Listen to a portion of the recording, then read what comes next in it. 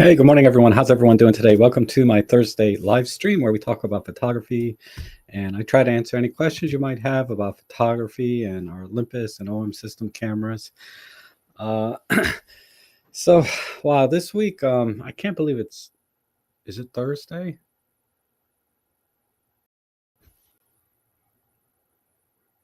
I don't know. Yeah, it is Thursday. So sad. I mean, the days just run together sometimes when you're just doing stuff. Um, this week we had Prime deal or Prime Day Tuesday and Wednesday, and so I was shopping some deals, and they had some few good deals on the Rokinon lenses, but I just didn't see anything I needed or wanted, so I had to just pass up on them. And I was, as you guys know, I'm also looking for a new monitor, and I just I got my mind set on one monitor, and all the other ones so far just are not not as good as the one I want. Uh, but something I found, and I've noticed this every year with Prime deals, is certain things. Yeah, there's certainly great deals. Excuse me, but other things, the very next day after Prime Day's over, I check the prices again, and they're about the same, if not exactly the same. Uh, so if you missed a deal on something, it's probably a 50-50 chance that it's about the same price now anyway. Because the, electronics market, whether and I was looking at a lot of different things, is so competitive that you have to you have to expect that the deals are not going to be as strong on the electronics and stuff. So I don't feel too bad that I missed out on some deals. I mean, I was looking at like a new phone charger for like it was a Prime Day was like $28, and I looked at it today and I can get it for like $31, and it's normally a $40 item. So there's a couple bucks here and there that I could have saved, but I just decided not to get it. Because it wasn't like spectacular, right? But I did get some good deals on some new shirts. So I got 5 different shirts for summer, short sleeve, for like $100 for 5 shirts. So it averaged maybe 6 shirts. It averaged to like less than $20 a shirt. I hope I didn't pay more than that. Because every shirt I bought was less than $20, with the Prime Day deals. Because if you guys watch my videos from from like 5 years ago, I still have those shirts. uh, and the only shirts I don't wear anymore from like 5-6 years ago are white shirts. They just don't hold up, right? But I got a short sleeve shirt, a green one that I've been wearing forever. And this shirt I got about 3 or 4 years ago, but I was just running out of short sleeve shirts, right? I have the standard, so I got a couple of polos, right? But I had to throw away a lot of my polos because they just wore out or whatever. Anyway, I'll be sporting some new shirts in the next live stream, hopefully. Two of them are supposed to come in today. One I really like, because normally I go to Goodwill and buy shirts, right? But because I can get them there for $6 or $7, but I just haven't been finding anything that I really like there. So I haven't bought new clothes like from a store in so many years that I decided, okay, I might as well just get some because I anyway. So I spent a lot of time, but I did get a new phone because my old phone, my Galaxy S9, finally just got too unreliable because all weekend I missed so many calls because the phone wasn't ringing. And I would hear my iPad ring, or my uh yeah, it was my iPad. I do have an iPad, believe it or not, for God knows why. But uh so I would answer the phone on my iPad instead of my phone, because it's all linked, right? But and there were some really excellent deals. I'm glad I waited as long as I could uh, to get a new phone.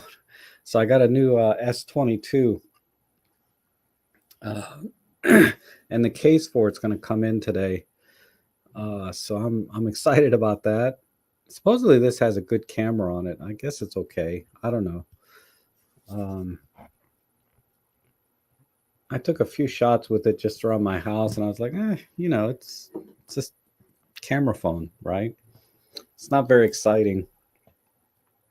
I did notice that the white balance is always off indoors with tungsten lighting with this, and as it was on my old phone. But yeah, my old phone, I dropped it in the toilet once, and I should have replaced it right away. If there's ever a reason to replace a cell phone, dropping it in the toilet, okay, is probably the number one reason. But it still worked. I dried it off and cleaned it, and it worked fine. But then I noticed the screen started blanking out, uh, especially when it got warm outside. Like, I'd be driving around and I pick up my phone and it's like the screen would not come on.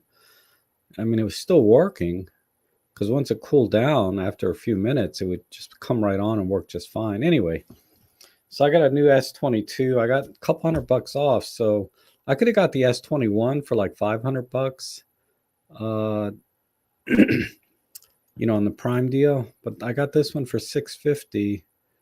It's a year newer, right? And is a tiny bit better than the S21, although they say there's not much difference.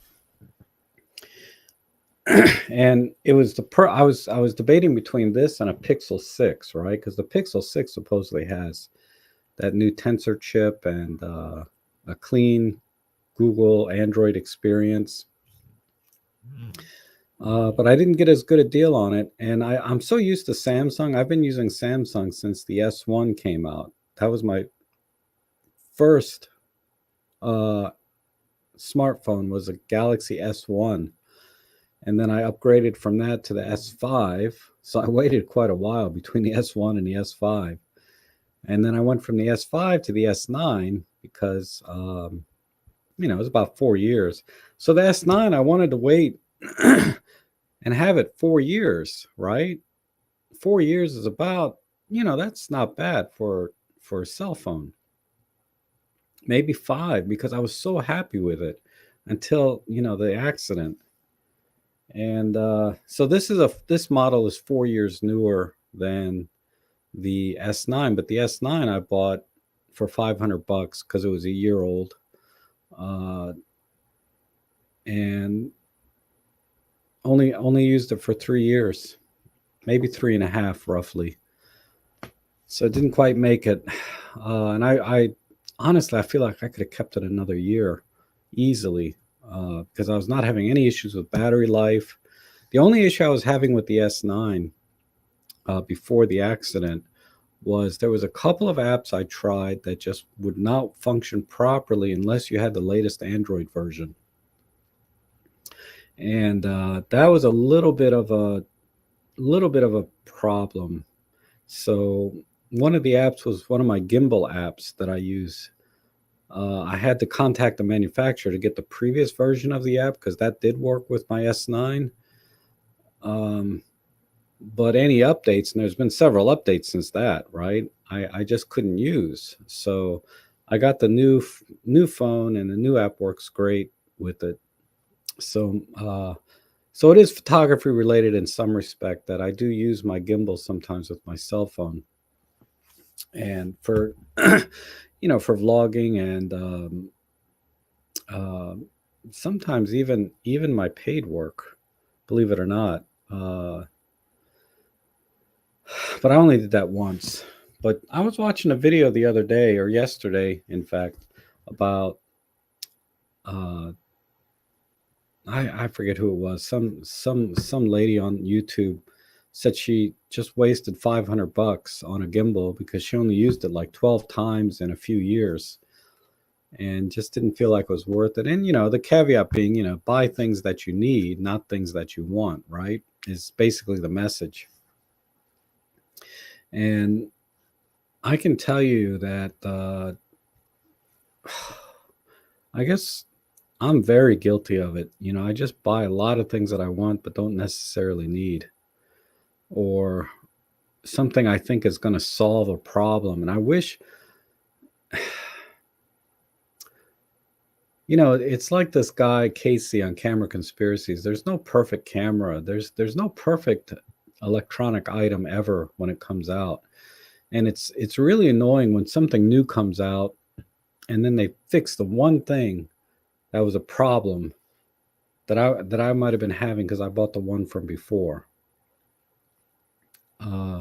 Like I bought a new gimbal about last year, and I got a good deal on it. I paid like $180, and it's better than my old one that's like 5 years old.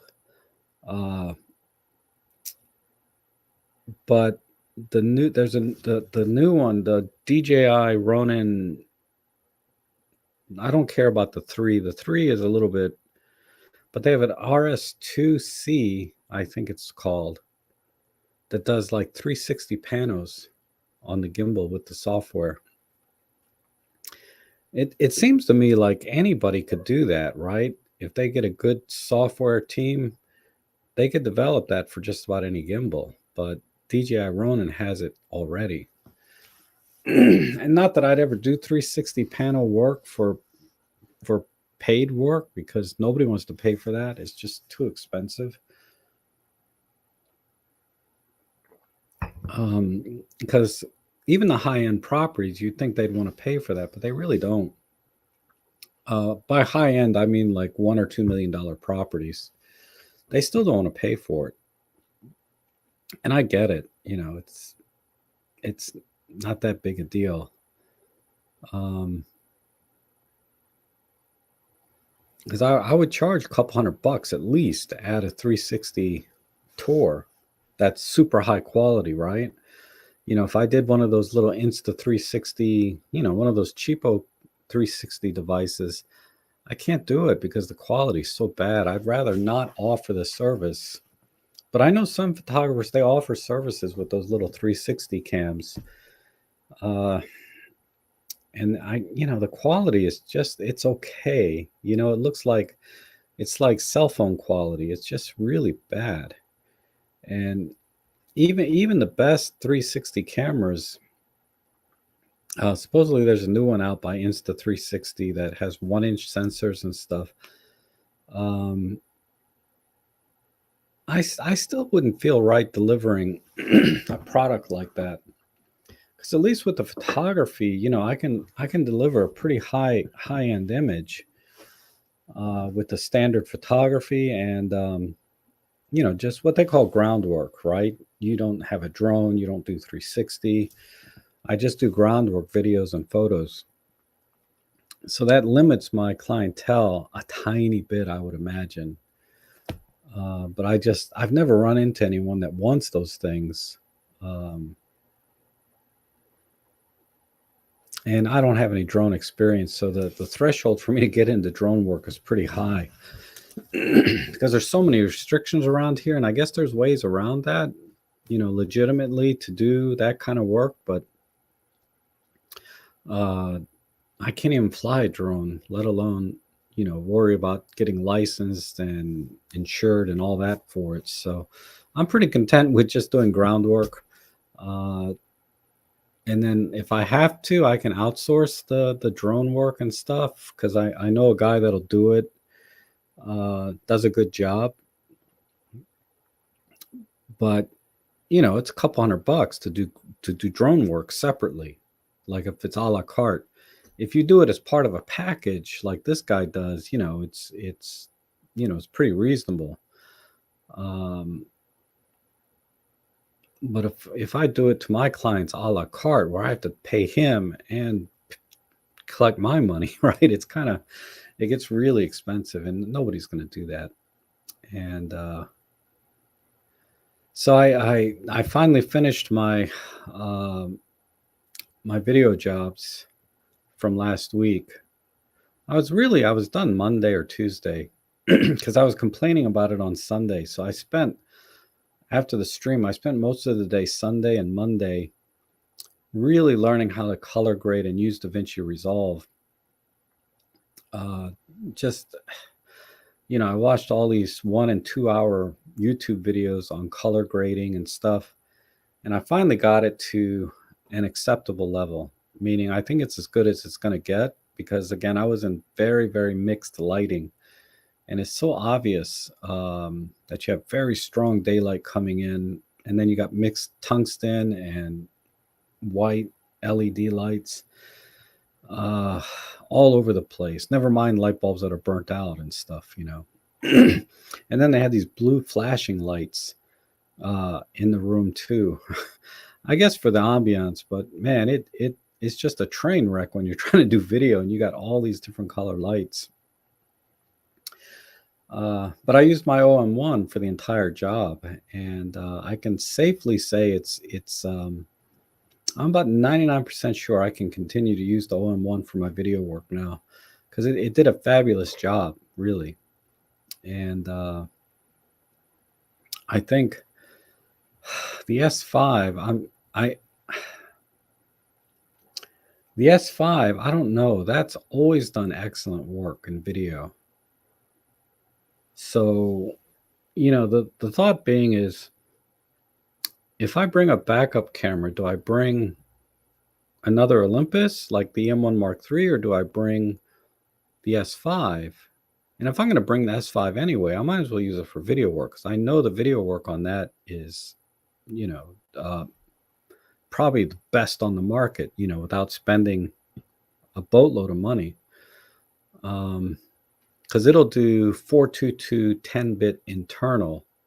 The only problem with the S5, and the reason I prefer the OM1, even though it has a 420 color space, is the OM1 will do 4K 60. And that's a pretty big deal for the kind of work I do. Because I do a lot of panning and motion, right, in my video work. And if I want to slow things down or crop in, and the image stabilization obviously is superior on the OM1. That's kind of a secondary bonus because normally I'm on a gimbal and a dolly and all that, but it does make a difference, even in the dolly work, because the floors are not flat like glass, right? A lot of times the floors are textured, like the tiles have this stone texture in them. So I'm going along and the dolly's jumping, jiggling around. But the OM1 handles that pretty well. Sometimes I have to add a little more stabilization in post-processing. But for the most part, there's no way the S5 would have been able to handle some of the territory I had to cover on these jobs because the image stabilization is not even close to the OM1. But back to the 4K 60, when I'm panning and I have to slow things down sometimes, having 4K 60 is nice. And that's something that I kind of missed or have been missing until I got the OM1. And now that I have it, I'm like, oh, this is much better. The stabilization is better. The post-processing stabilization is better. And the panning motions and things are sharper and crisper. So it's all around good. So I like the OM1 for video work now, particularly because of the 4K 60 and the stabilization over the S5's superior video quality, because it is better, but it's not so much better that I need to that I cannot compromise the other two things, right? The 4K 60 and the stabilization would be just a little bit too big of a compromise because there's plenty of shots with the S5 that I had to just ditch because the floors were uh, too rough. And when I go onto a gimbal handheld with the S5, because that would eliminate the floor problem, right? Um, it just doesn't look as professional. I'm not quite as good at catwalking and spinning around and getting the camera up high enough in a lot of cases. Because in commercial property, you have to get up pretty high sometimes. Like when there's a lot of cubicles, right? In these on the floor, you can't see nothing but one cubicle when you're at eye level sometimes, right? So um, I have to put it up high, and with the S5, um, when I'm using a dolly and I can use a taller tripod and get the camera up high for those kind of shots. With the S5, if the floor is not smooth, you know, the image stabilization is not quite good enough to overcome uh, the irregularities in the floor. And I just had to throw footage away sometimes because of that. Because even in post processing, I couldn't fix the stabilization because I'm at 4K 30. I'm not at 4K 60. So being at 4K 60, uh, your post processing stabilization is better. And so again, the OM1 is just killing it in that respect. Um, and it kind of begs the question, maybe a GH6 would be a good backup camera for video work, but I don't know, because that'll do 422 10-bit internal, right?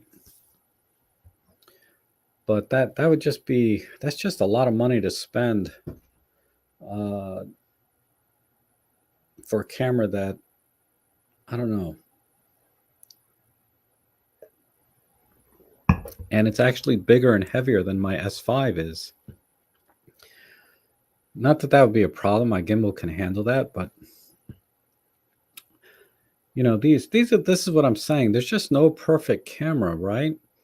To do everything. I mean, I hope Olympus or OM Systems can update the firmware so they'll do 422 4K 60 internal, just like the GH6.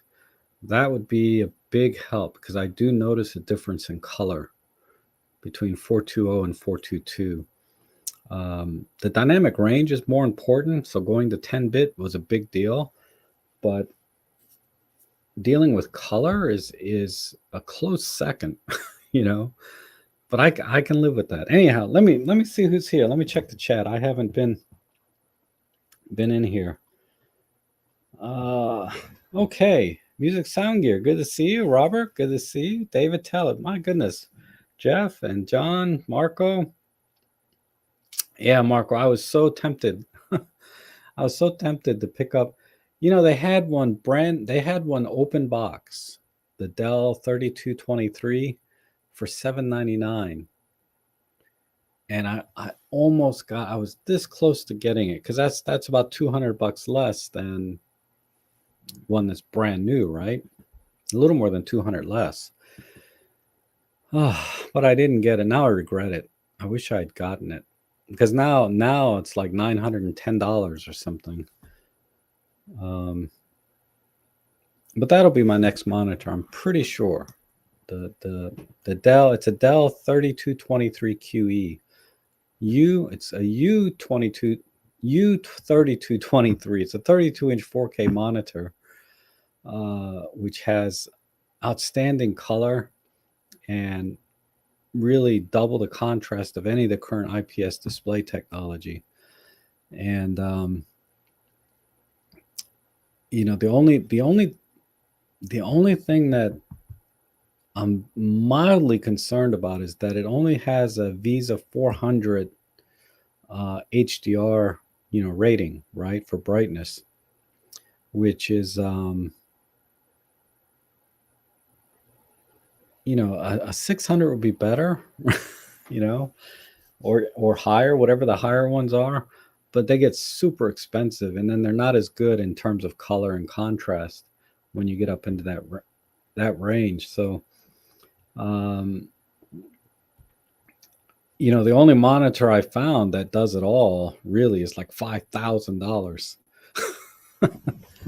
Uh, that was shocking, and I don't know. Maybe I'm putting too much emphasis on the color space because I really want to get as close to 100% DCI-P3 as possible. But that color space is only a little more than sRGB anyway. But when you hit that DCI-P 300%, you're usually 100% Adobe, 100% sRGB, all that.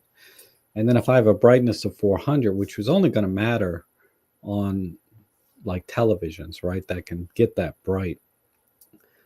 Because typically when you're developing HDR content, you're developing it for consumer uh, consumption, right? They're going to be watching this on their big screen TV that can handle HDR content. So, and I don't see myself ever doing that, right? But for the commercial work that I do, the video work that I do, uh, I think 400 will be good enough for me to at least deliver content that will look good on any display. Because more importantly, I need to get the colors right, right? And there's uh,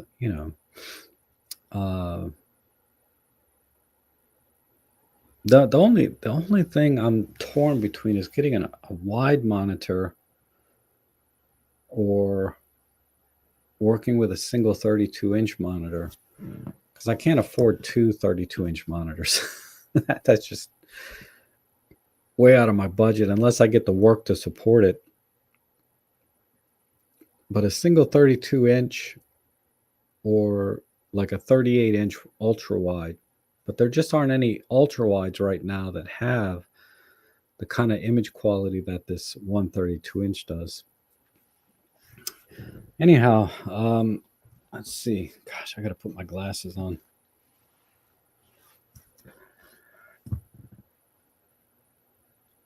Marsha says, can someone direct me on the OM1 to set bird detection on the menu?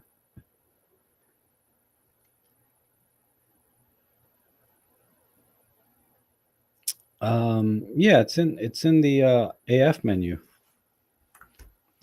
Let me just double check. Gosh, I haven't been shooting birds in a while. All right, why doesn't it go into the menu?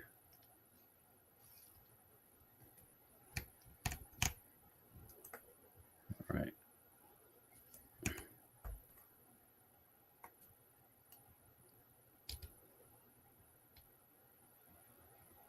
Yeah, it's AF menu, page 2 is where you set it. And then also there's a button assigned to it. The default button, I don't remember what the default buttons. I've changed all of mine.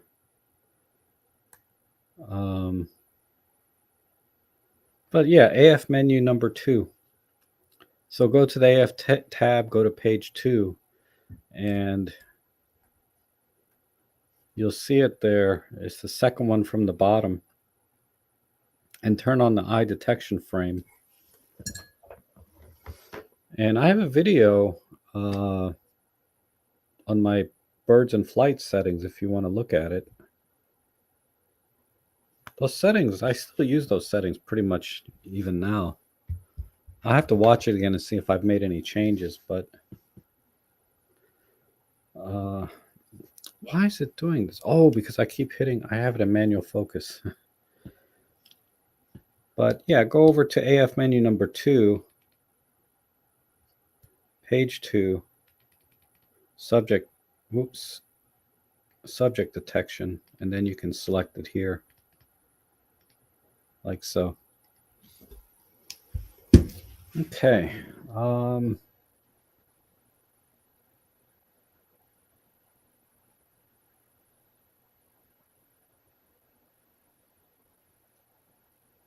John, you'd say good to see you.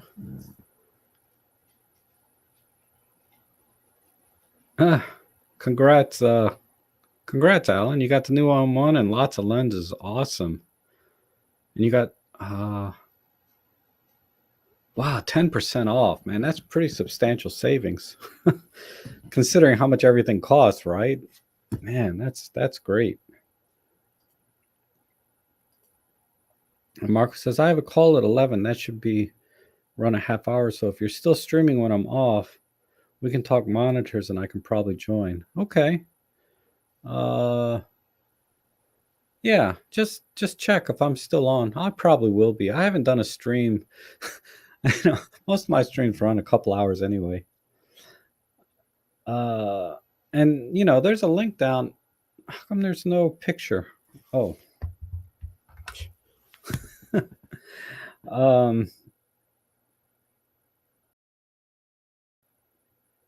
Yeah, because in photography, we all have to, one of the think about it. A monitor will run you between a decent monitor will run you $500 to $1,000, in that range, right? Maybe a little more. Where you can get a monitor that would be ideal for photography. I think for photography work, you can get away with about $500 or $600. But for video work, you really have to kind of take it up a level, so that it's rated specifically for a certain color space. And usually when you're at or near 100% Adobe sRGB, you're certainly at DCI-P3 over 100% as well. You would think, but Marco would have a better feel for it than I would, because I've been shopping monitors on and off for a while now, and I picked this one Dell because of the color space, and it had an HDR Visa 400 ratings, so it seemed like it was pretty well. Like, it's a monitor I could probably use for the next 10 years, assuming there's no leap in monitor technology. It's a monitor I could probably use for a very long time. Because like I said, I've had this monitor for, gosh, late 2013, early 2014. I've had this monitor 8 or 9 years. And it's still working great. But when I started dealing with the color, it doesn't have the HDR. It doesn't have anywhere near the DCI P3 color space. It's like 72%. It's pretty weak. And right now it's running at about 97, 98% DCI P3. This little monitor I have down on my desk actually is pretty solid. But it's just not very bright. It's like maybe 100 nits.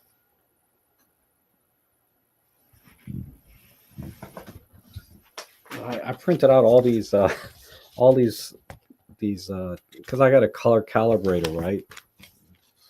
I printed out all of these things to analyze how each of my monitors were performing, to try to justify the purchase of a new one, really. Why else do I do things, other than to justify my next purchase? Oh. Anyhow, once I put these on, I can't take them off, because then I'm totally blind. And Adam says, looking at some $300 range 0.95 manual focus glass, considering for some portraits, senior photos with my kid. Has anybody experience with it or thoughts? I think it's overrated. I had the, I think it was the 7 Artisans 50 millimeter 0.95, which would be a really good portrait lens. And I did a review on it. And certainly you get a shallower depth of field. And I think it's for the money, it's like less than $200, I think, or in that range. Certainly less than 300. I just found it a pain to manually focus. If you're good with manually focusing, you'll be okay with that lens. And it was sharper than my 45 millimeter f1.8. But push come to shove, between the two lenses, I'd rather use my 45 1.8 because in portrait work, sharpness is not as critical usually. And the depth of field is shallow enough at 1.8 that, going to 0.95, the only time, like for portrait work, the only time 0.95 makes any difference is not really so much in portrait work, but more when you're working at greater distances, right? Then the depth of field in the background's a little bit, it's obvious, it's clearly shallower when you're at some distance. But when you're up pretty close anyway, like 8, 10 feet, 12 feet away from a subject, when you're using a 50, something you want to do from the waist up, if you want to do headshots, then you could use a 25 millimeter, to be honest. But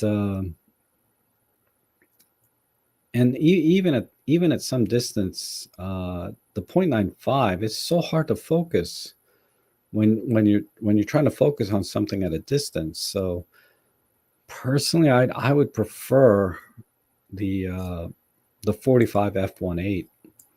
And in my video, I compared the vintage Olympus 51.8 against the 50.95 from Seven Artisans. And you can pick up those lenses for like $30. And to me, that's a much better deal. So I didn't keep it. In other words, I sold that 50 millimeter 0.95 because I didn't see any significant advantage in depth of field or sharpness or anything else. I'd much rather have an autofocus lens. The 45 1.8 is probably a better choice. In that price range. But under $300, if you're really looking for a portrait lens, manual focus 0.95, I think the 50.95, I believe it was a Seven Artisans, is really a good lens. It's very sharp, it's well made, and it did a great job. But watch my video, because I did do portraits in that video, and then I compared it side by side with my 45 and my 50 millimeter vintage lens as well, if I recall correctly. Right now, I think the 75 millimeter f1.8 is on sale for like $500 or $600. I mean, I know that's double the price range, but I'd rather have that than a manual focus 0.95. Another good option is the Sigma 50. I think it's a 56 1.4. I've never shot with that lens or messed with it, but that lens, the images I've seen from it and the depth of field that you get from it is excellent.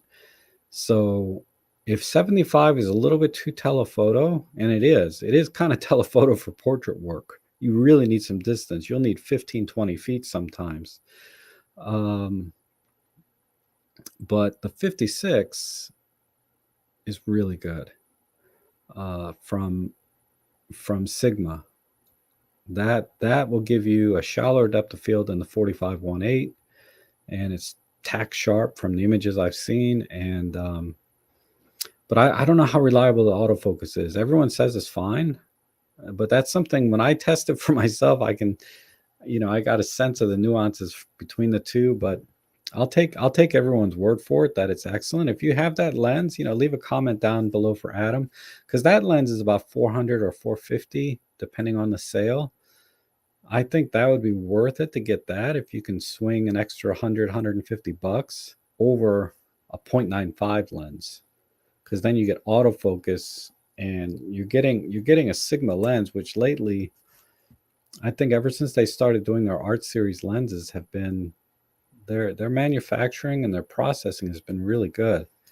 For the money, I think Sigma offers some of the best lenses I've ever seen.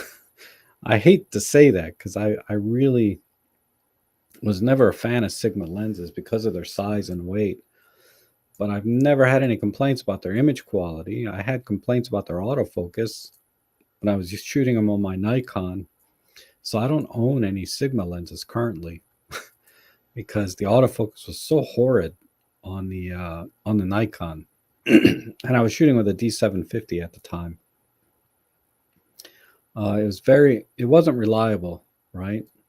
And I know it's not the camera's fault because every other lens was spot on, right? Aside from user error, the AF on the D750 is really good, but when I put the Sigma lenses on it, I didn't have the same consistency. And I've heard that time to time with Sigma lenses for Micro Four Thirds, but I've not heard that specifically on the 56 1.4. And that to me would be a much better investment than, say, a manual focus 0.95 lens. You know, those 0.95 lenses I think are more for just, you know, it's better than buying a vintage lens if you hesitate to buy vintage lenses at all because of all the issues you can have when you buy used lenses, because a lot of them are 40, 50 years old now, right? It's a very good option against that, but then it doesn't compare to, you know, a top tier, not top tier, but a major manufacturer lens like Sigma, Olympus, Panasonic, etc. They just don't compare at all.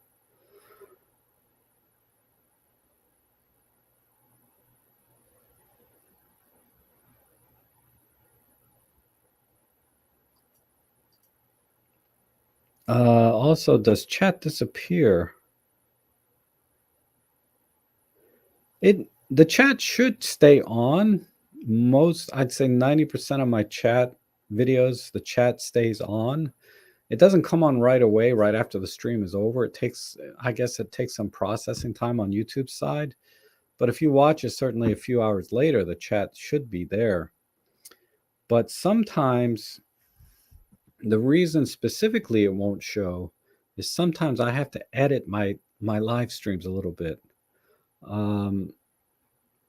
And when I do that, and I forget why, but maybe there's a long gap or I had some technical issues, but I'll go back and edit the live stream and cut out parts of it.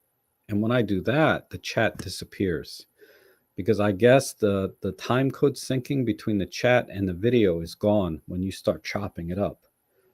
For whatever reason, the chat disappears. So that's why I have the chat on the side window here.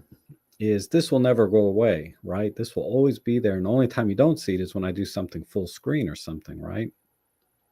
And this makes it easier to watch on smaller devices as well. You don't have to have a chat overlay, right? It's just right here. So for my chats, that's why I do this. Because a lot of times I'm watching on my TV, and my TV doesn't have a chat window, overlay, or anything. And I want to see what people are saying, you know. So that's why I do it. I do it for myself as much as for everyone else, because I do rewatch the chat, the live streams, usually while I'm eating lunch after the live. Because right after the live stream, I eat lunch, and I'll just pull up my own live stream and I'll watch it at like 2x speed, right? So I can finish it within the hour.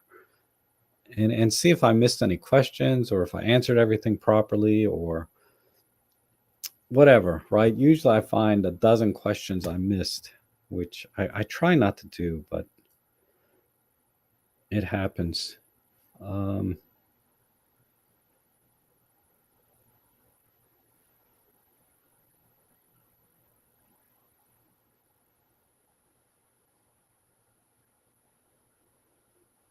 Yeah, I see that guy. Okay.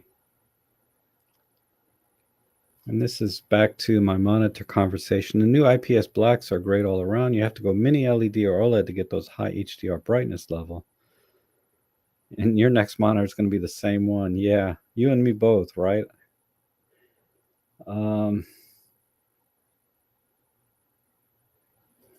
Yeah, I've heard this about OLED, the burn-in, because you know we always have a taskbar and icons on our screen in the same place for hours on end, and that's going to burn in. Like even cell phones that have OLED displays, I've seen burn in. Like my friend's phone has so much burn in the display, and she's only had it a couple of years, and it's just it's a mess. I didn't have any problems, and she has a Samsung. I didn't have any problems with my Samsung, but my screen time is minimal. I don't use my phone very much. Um, so my old 3-year-old, my S5, my S1 I traded in, but my S5, uh, still it's an OLED display. It's probably 8 years old now. Still has no burn in, right? But again, my screen time is pretty minimal. I looked at my screen time over 1 week, and it was like 30 minutes or something really ridiculously low on my phone. So I only had the phone on that I looked at it for 30 minutes over a 7-day period. So it's pretty minimal. And that's not typical. That's a little bit low. Typical is a couple hours a week of screen time at most. That's probably a little high. I can't even remember a time I had screen time a couple hours on in a 7-day period. But anyway, yeah, OLEDs, that's definitely an issue.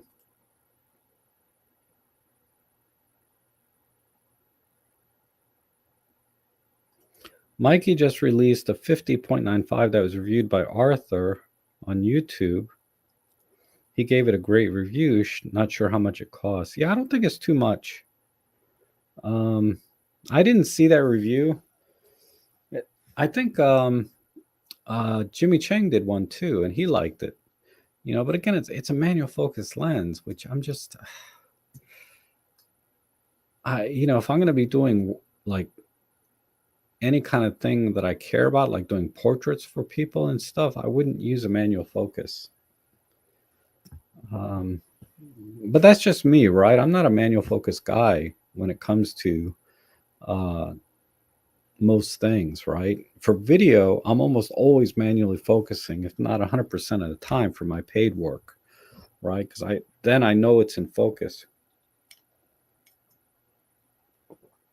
I would never rely on an autofocus system. I don't care what camera it is.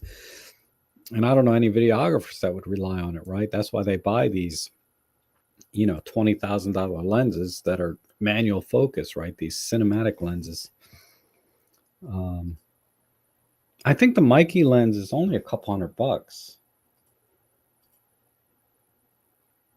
And Jimmy did a great job on that lens.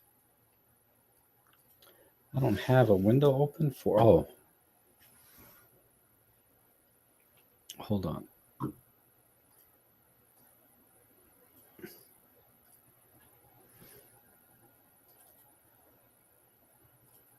Let's see. I hate when this thing. It keeps switching on me. Yeah, this monitor. Amazon. I'm looking at another case. This was the charger I was looking at. This is the monitor I was talking about, the Dell. I can't believe I should have snapped it up at $7.99. Anyway, is it MEIKE? 50.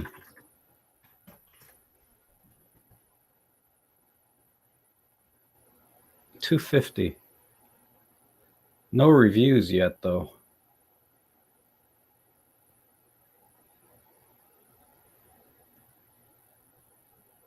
But see, something like this, $75 is a good alternative to buying a vintage lens if you want to buy brand new. But there's just no reviews on this at all.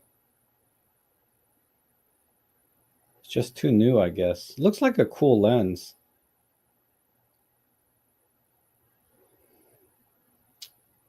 But if we go to my Flickr, I have an image here. Where is it? Here. This one. Here's 0.95, 1.4 f2. So you can look at this for depth of field comparisons, right? This is when I had the 50 millimeter 0.95 lens. And then you can, help you decide. But you can see at 1.4, between 1.4 and f2, if you're on a 45 f1.8, it'll probably look closer to this because a 45 is a little bit shorter focal length than 50, but you're at 1.8. So you take the difference, right? And this will probably be what the 45 f1.8 will give you versus what you can do with the 0.95, and it's plenty sharp.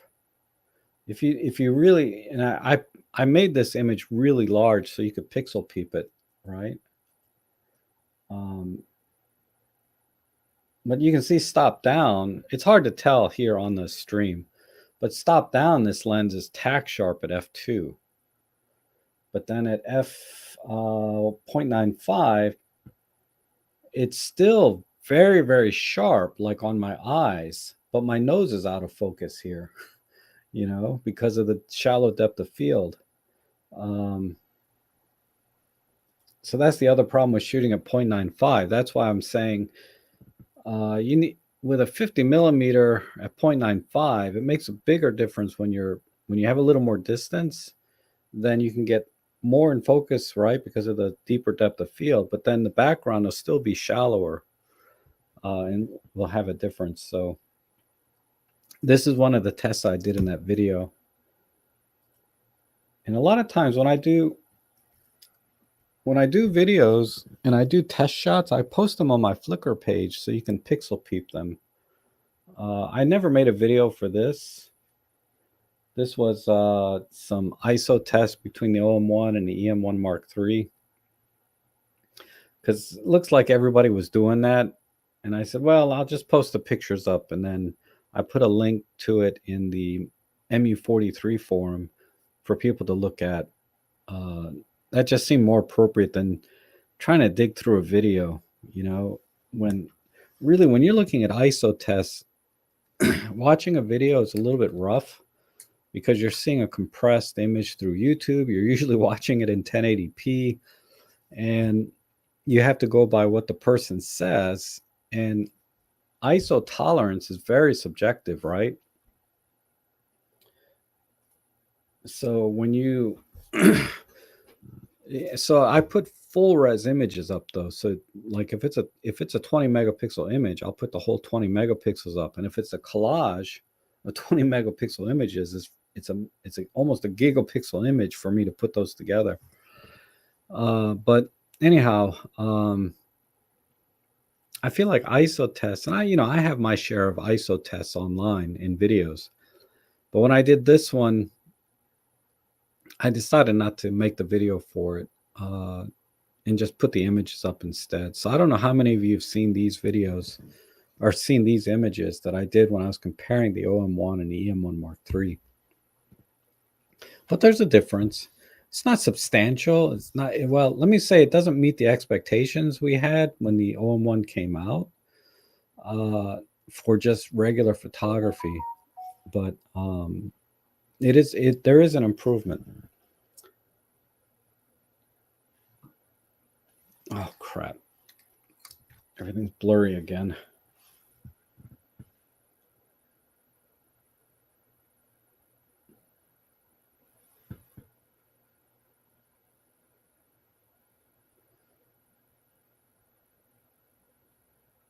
All right. My Star Trek mug. I've been looking at a new mug. Let me show you. I don't know if I should give it away. I almost ordered it yesterday. But now I'm drinking like iced coffee now, right? So my little Star Trek mug ain't gonna hold the ice and the coffee at the same time. So I was looking at this larger mug that would be perfect. I'll buy it and show you guys next time. I might as well get it. It's like $25, but it's a really cool mug. I'll show you guys next time. Give you a long tease, right? As they call it in the business. Not that anybody watches my streams, or not many. It looks like what, 38 people here? That's awesome. Manuel is asking,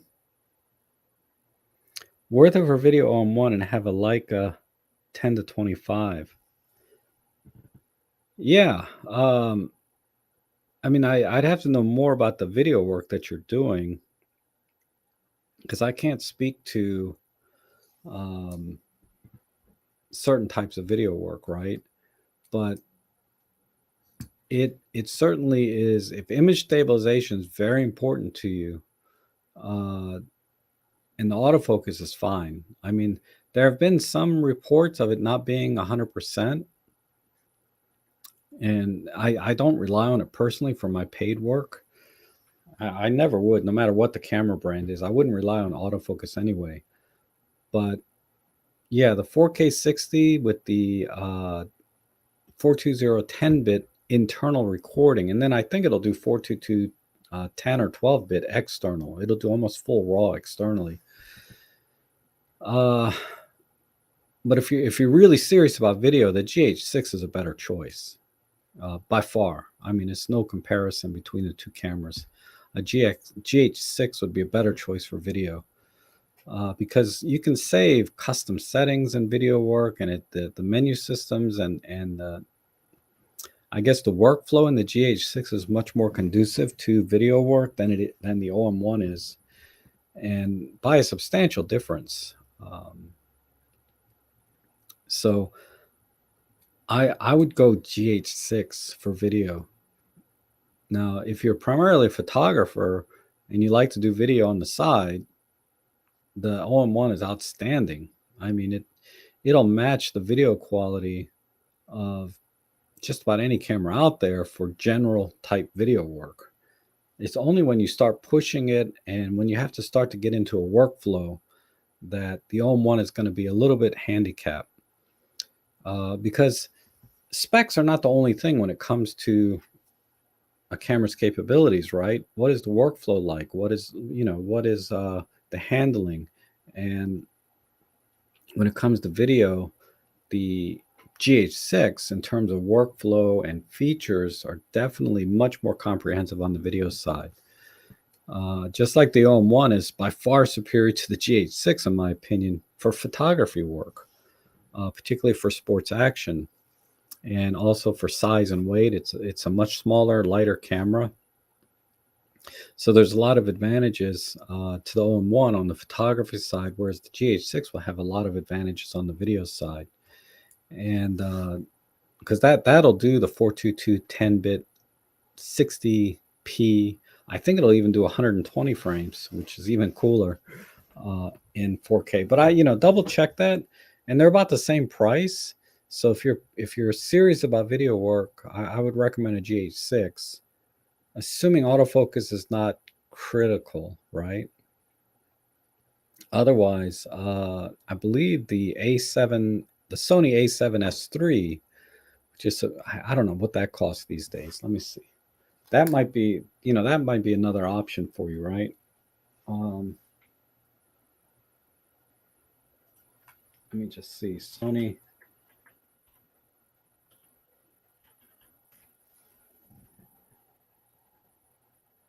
Holy crap, that's $3,500.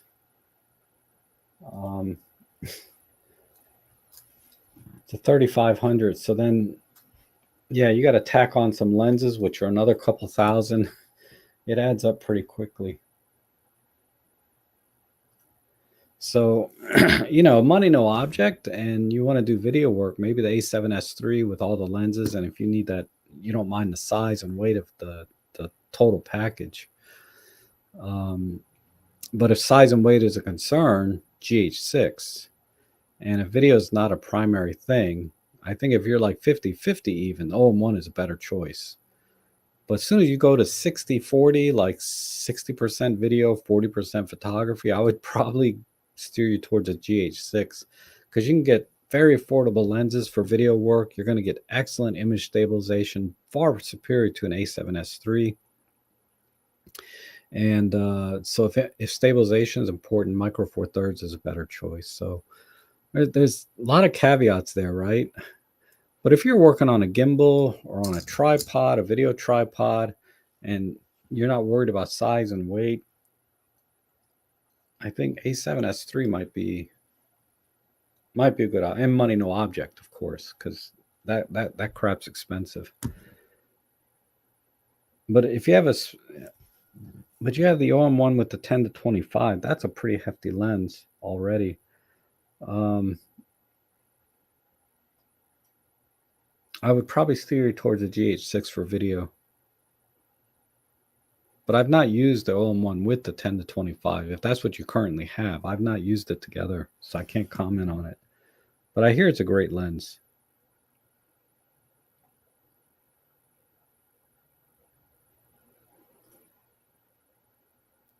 Oh, okay. You need to check the box. So Plato says, when I shoot with GX9 and post on Flickr, it does not show which lens used. JPEGs processed via workspace.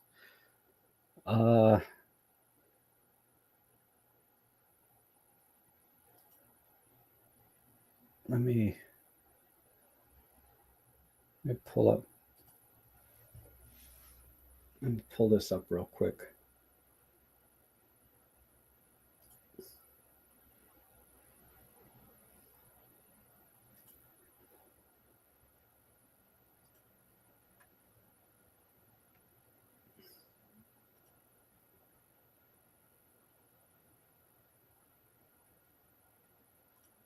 My groups.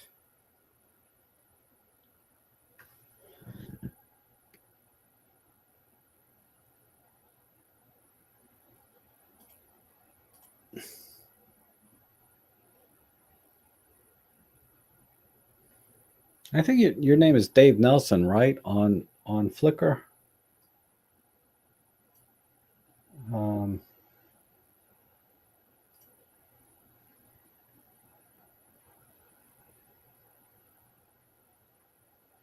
oh wait, you're shooting GX9. I don't have a Panasonic camera to.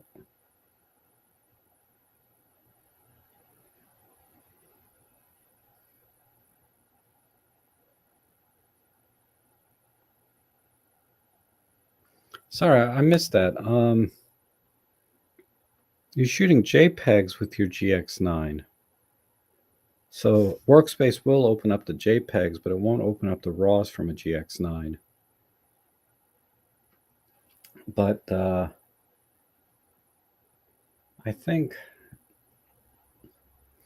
all I can do is show you one thing, and this is just for the benefit of everyone, because I assume you're doing this already. When you go to export, all right, select the file. How about this one?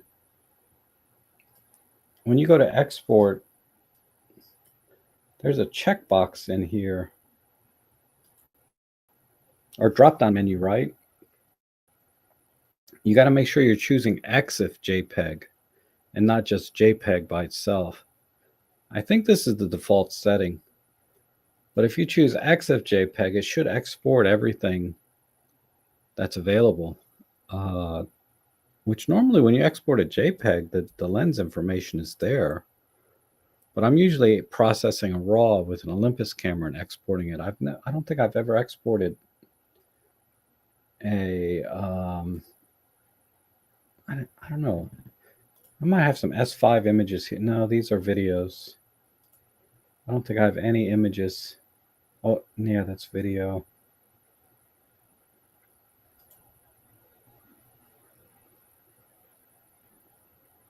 Yeah, none of this is S5. I hardly use it.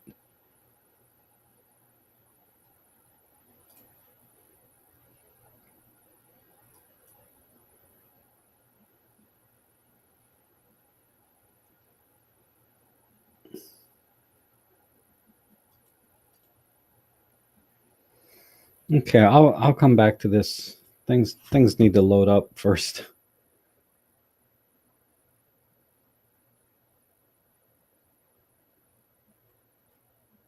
And you had a problem with Flickr missing all information on your images. Tony, wow. I've not run into this myself. Every time I post, everything is there. Plato said, I know how, but when I use Ollie Cam, it does show brand and type of lens. Oh, okay. So you know. So I was just showing for the benefit of others that may not know, because that question has come up. Is like, how come there's no EXIF data? And it's because they select the JPEG only and not EXIF JPEG. That's interesting. I've not had any issues. Oh, Randy's in. Hey, Randy. The thing is, when I shoot with Ollie Lens, info does appear. Also processed with Workspace. Oh, that's interesting.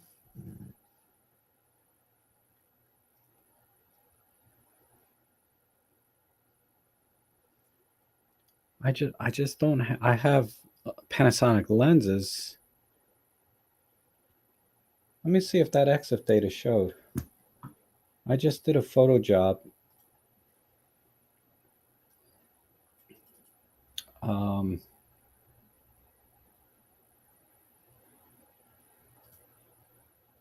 Let me see.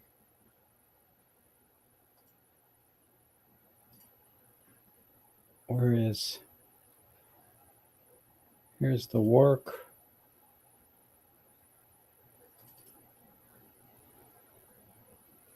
This was an Olympus OM1 with the Panasonic. Oh, I didn't export the JPEGs for these, or the EXIF data. I normally do. How about this one? Yeah, this EM1 Mark III with the Panasonic 7 to 14, I believe. Yeah, 7 millimeters. So it's exporting the focal length and the aperture. I don't think this tells me the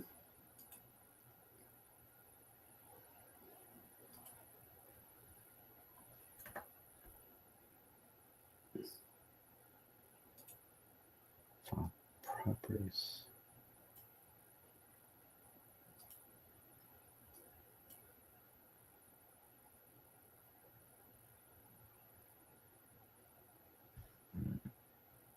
It doesn't tell me the specific lens name though.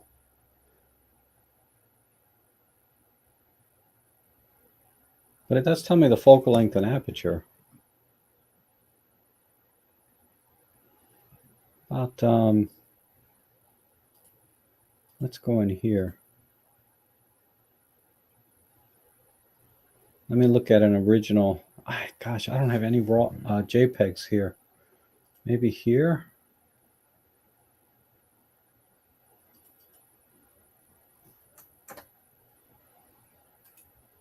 File properties. But this was not a Panasonic lens. Pan F.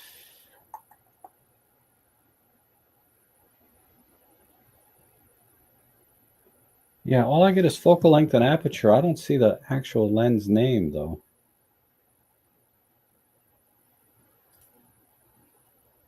And in Lightroom,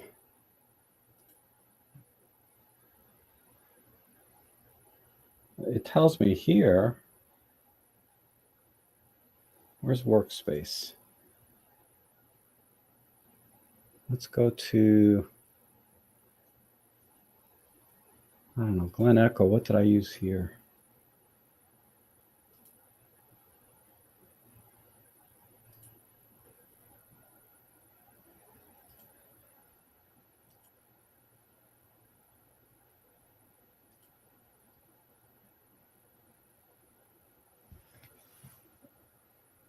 Lumix S. Oh, this was my Panasonic. Okay, so here's a Panasonic camera.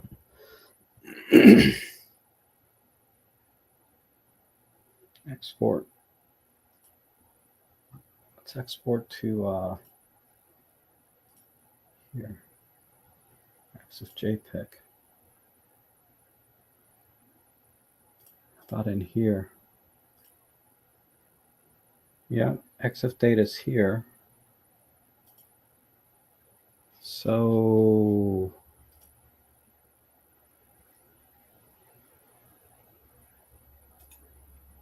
sort by date.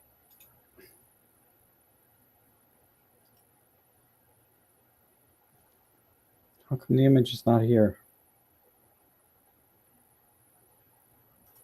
Is it just taking that long to export? No, it's exported.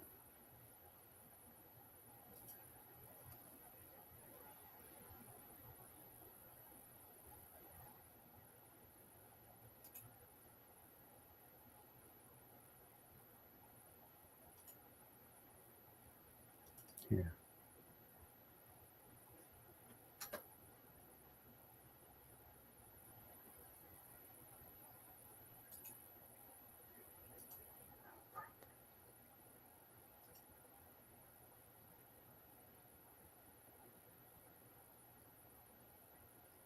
Well, that's interesting.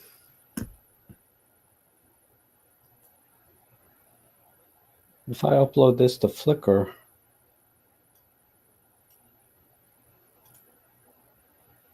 oops.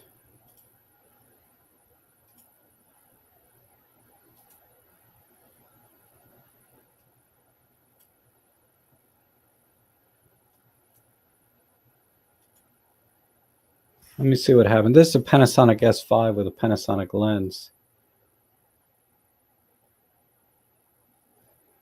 Yeah, it does show me the lens here. Gosh, I don't know, Plato. I don't have that exact combination to be able to try to duplicate the results, unfortunately.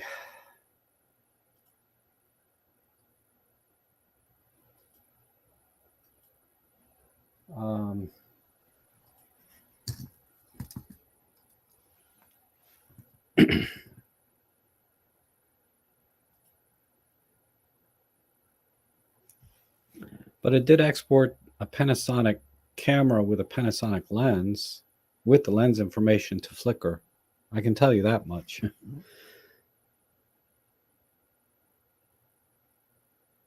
Oh, you're welcome, Manuel. Manuel from Spain. Awesome. Carmen Gray, hello. And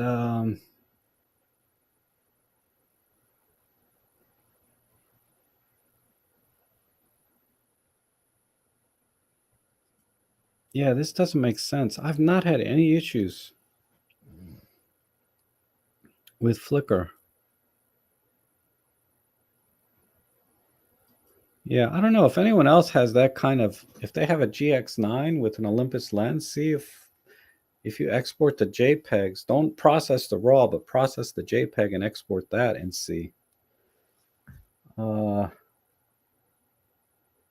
Because yeah, I don't have a Micro Four Thirds Panasonic camera anymore. I traded it for my my Hasselblad, which I need to take out. I need to get out and shoot, but I'm so bogged down.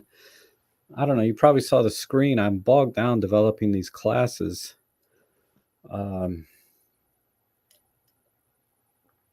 Between my photo jobs and video jobs last week and the classes that I'm doing, I haven't had time to make videos.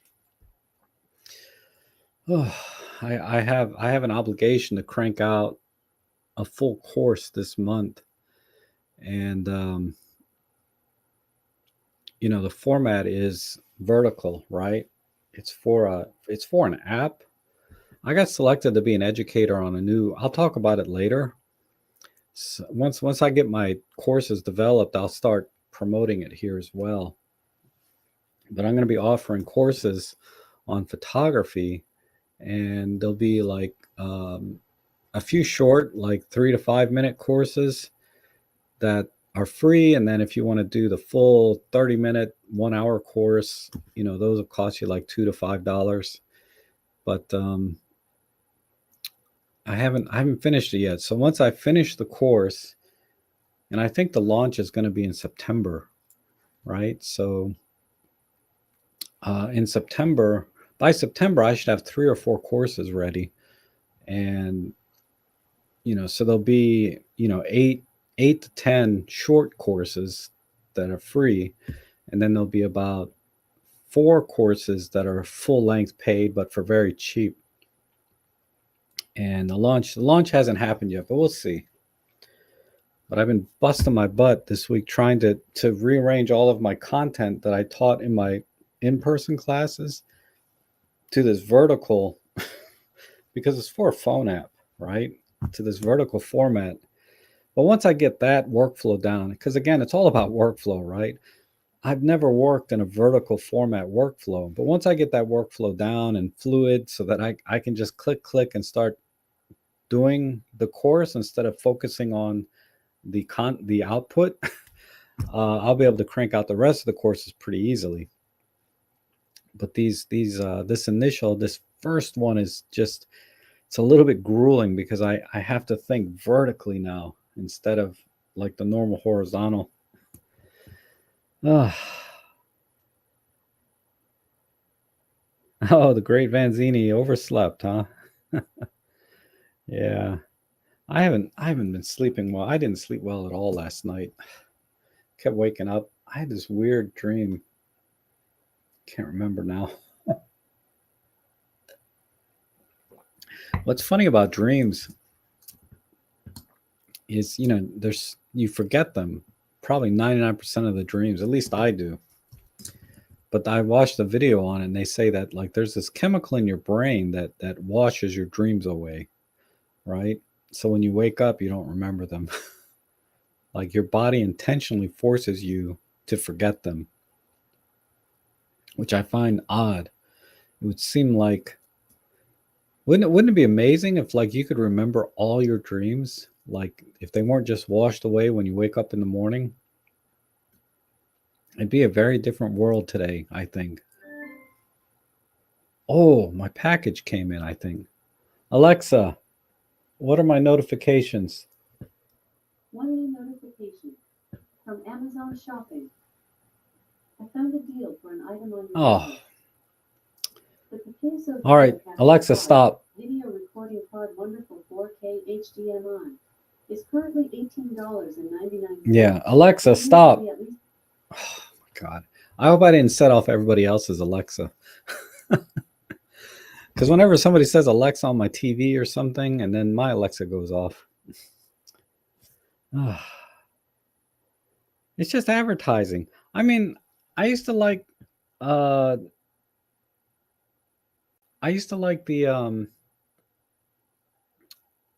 I don't like this, like getting these notifications that there's a deal or a sale going on.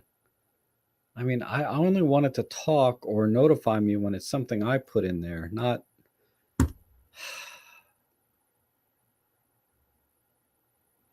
I wonder if you can leave feedback about that. Please don't notify me about this BS. There's probably a way to do it in the app. I just haven't looked it up. Like I said, I hate to use the app on my phone for anything. The phone has so many apps on it. I've deleted all the ones that, even ones that I might use sometimes, I've deleted them. And I've only left on the apps that I need. But even then, it feels like it's so bloated. I'm waiting for my case to come in and a couple new shirts from the Prime Day deals.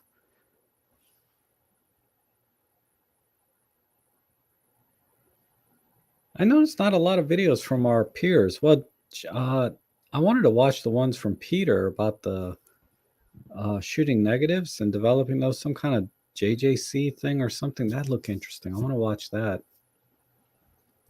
And then Jimmy, the last video I saw from him was about his unbiased review of the OM1. And I think he has another one about the future of photography or whatever, which I'll try and catch up on later. I'm not big on like opinion type things, right? I go on YouTube. I like watching scare cams and then content that is educational, right? Like I've been watching a bunch of color grading videos lately. And I watched I did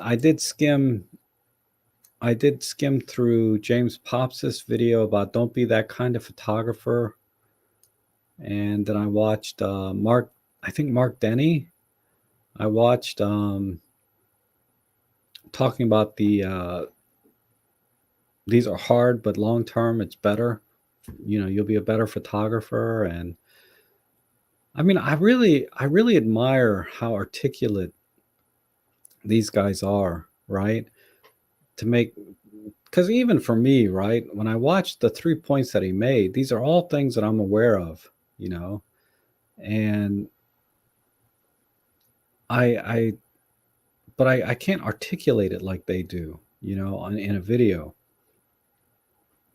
James is really good. He's a lot of fun to watch, and he is not his articulation so much as his humor and just making you feel like, you know, he says things that you're always thinking but never say out loud a lot of times. Not in a bad way. He's never negative. He's always, pretty positive and very forward looking.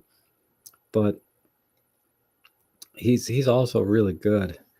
And but Mark Denny had a good video, and I think it's worth a watch if you're relatively new to photography and maybe an enthusiast.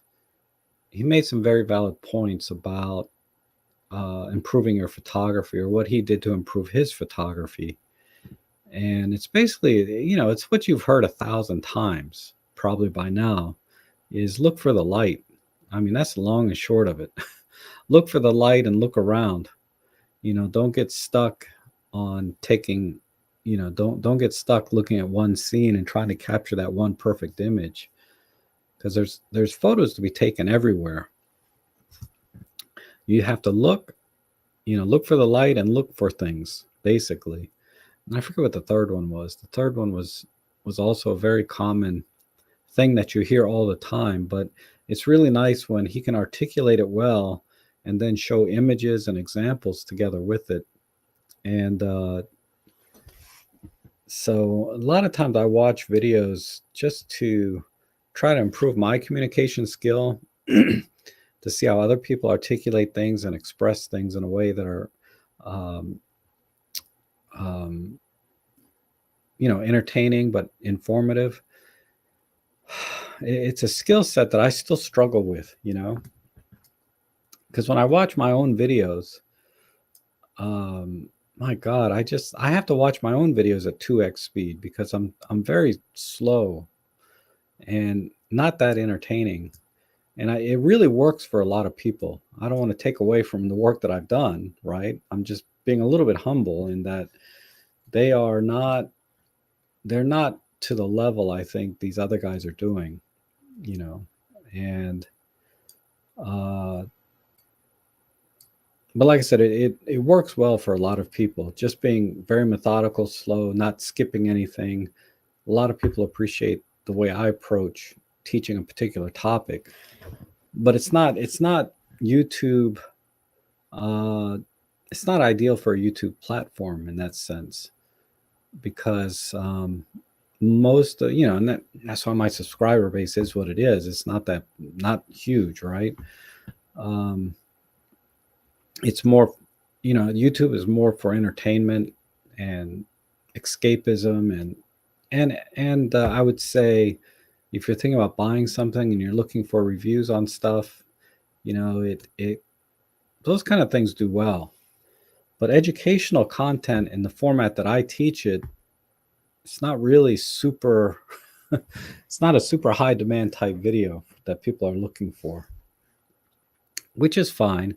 Like I've said many times before, YouTube is just an outlet for me, another outlet for me to share my passion for photography with others and help them learn. So that's why I'm trying this other thing I talked about, mentioned earlier. It's a platform developed specifically for education. So we'll see how that does. Hopefully that'll do well, and that, and I can monetize that to a greater degree than YouTube, because YouTube is like, it's just minuscule.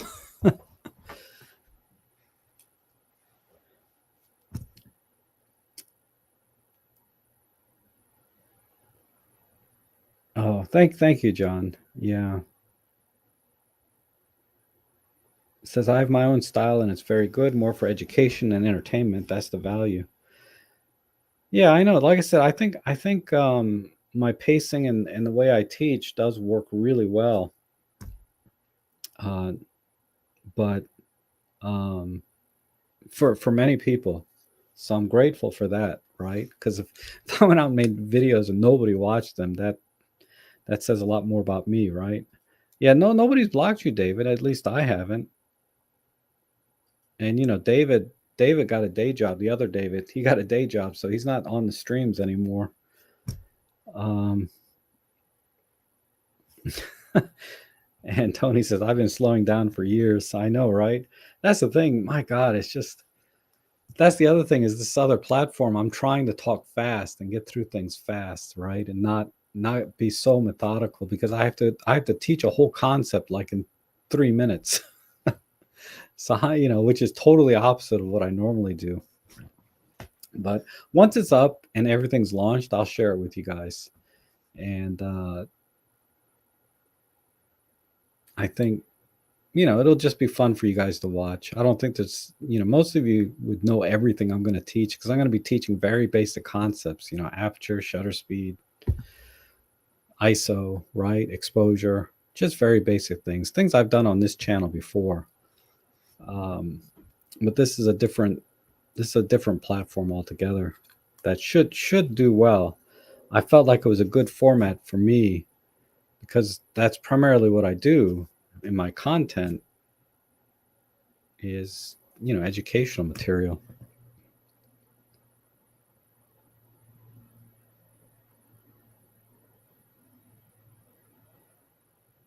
Uh,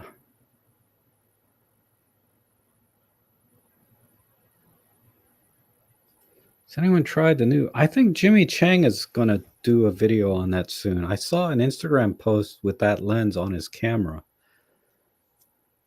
so you can check his out when it comes out. And of course, Emily over at Micro Four Nerds did a review, and there's many more. Obviously, those are the two that I like to watch when they talk about lens reviews because Jimmy's a little bit more methodical and tests for things that I would look for in a lens. And then Emily's more of a go out and just shoot with it and see what it looks like, right? and have fun with the lens. So you kind of get two different perspectives. And you know, so Emily's is out. And then there's a bunch of other reviews where people are really pixel peeping and looking at it a more technical way. But it's a $500 9mm lens.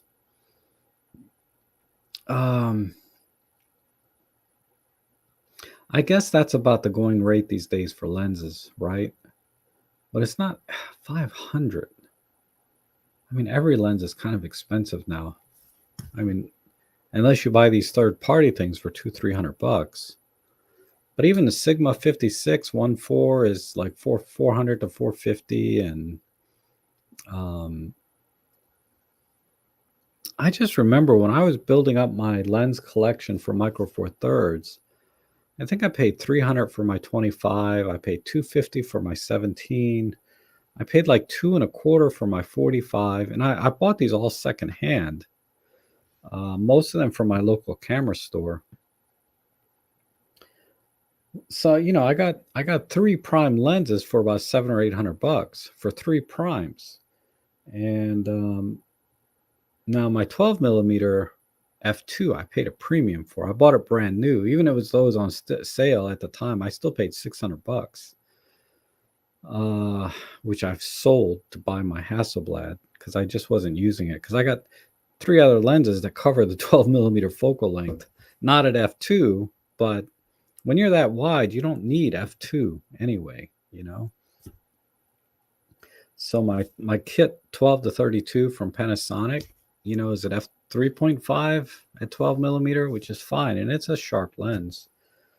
And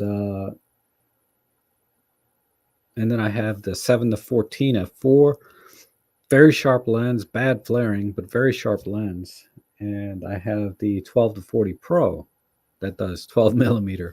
So I was like, why do I have this 12mm prime when I've got all these others, and they're all zooms, but at 12 millimeters wide, you don't need fast aperture or I mean, you do for certain things, obviously, but generally speaking, a wide angle lens, you can get away with f4, f5.6, and you're fine. But because you can use the with the image stabilization, everything else, you can get away with a slower aperture on those lenses. So that's why I got rid of it. The 12 millimeter f2, I bought it originally for vlogging, right? Because 12 millimeter f2 is really good for low light, and I used to do a lot of vlogging at night,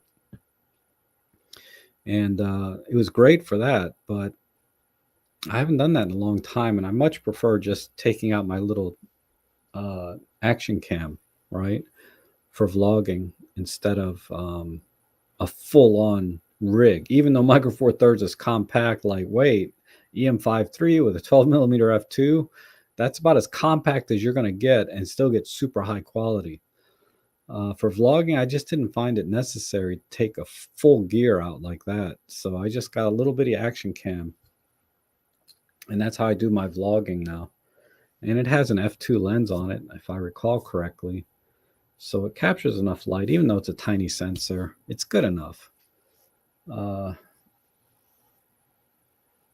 it has a very simple mic solution. It uses a Bluetooth mic, so I don't have to attach something to the camera itself in addition to attaching something to me, right? It's this little tiny mic, Bluetooth, that I just put right here. So it had some advantages. So I took a little bit of a hit in image quality, but I gained workflow and functionality, right? So everything with photography, at least for me, is always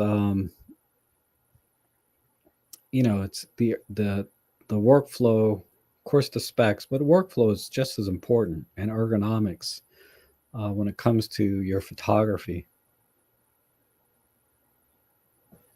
That's why it's it drives me crazy when I see people, oh, I just switched from brand A to brand B. I'm like, why?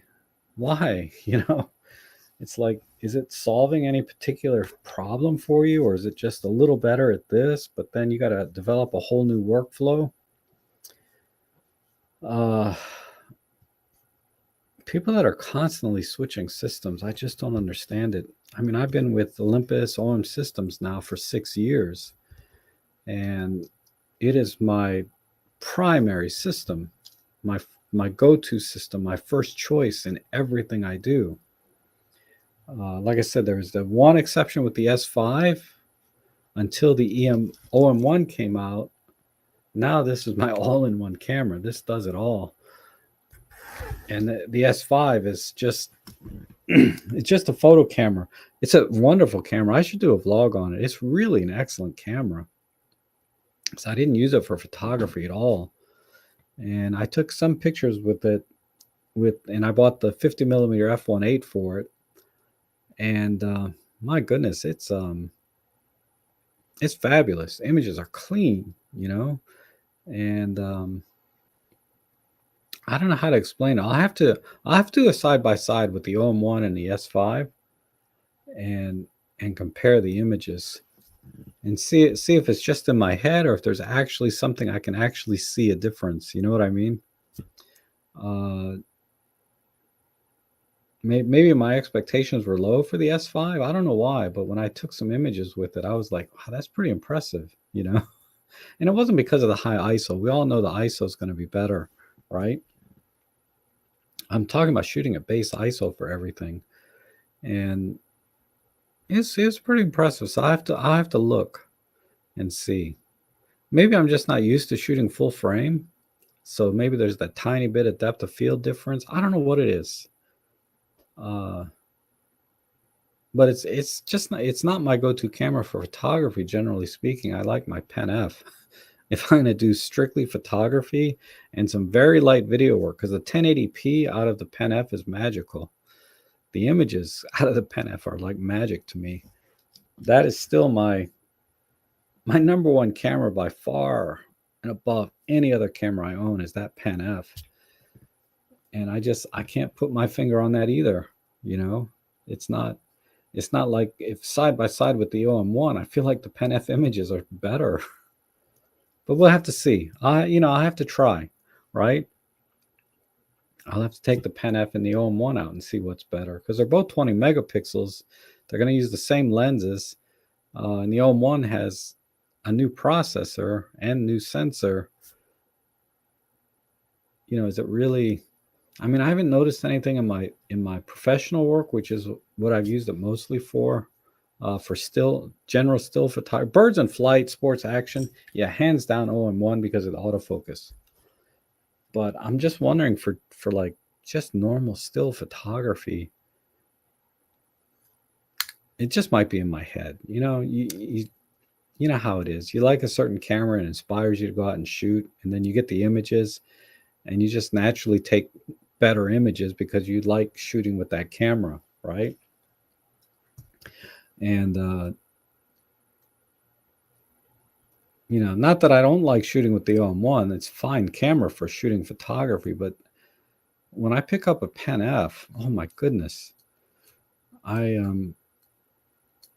I'm just so inspired to shoot and be creative and really take my time with the compositions and everything. Whereas the OM1, it just feels very more like a workhorse camera, right? I'm out here to take pictures. That's what I'm going to do. I don't feel creative when I pick up an OM1. I just feel like I need to get these shots. Like the birds in flight type photography, right? Those are like, I need to get these shots. You're not trying to be creative with a bird in flight photo, right? Maybe I'm not at that level. Maybe you can be. I'm just not at that level. But right now, when I'm doing birds in flight shots, I'm worried about focus and shutter speed and ISO and noise and all that, because those are all the things that happen when you start cranking your shutter speed and your frames per second. So it's get the shot right when you're using the OM1. But with a Pen F, I feel more creative. I feel more like a photographer. So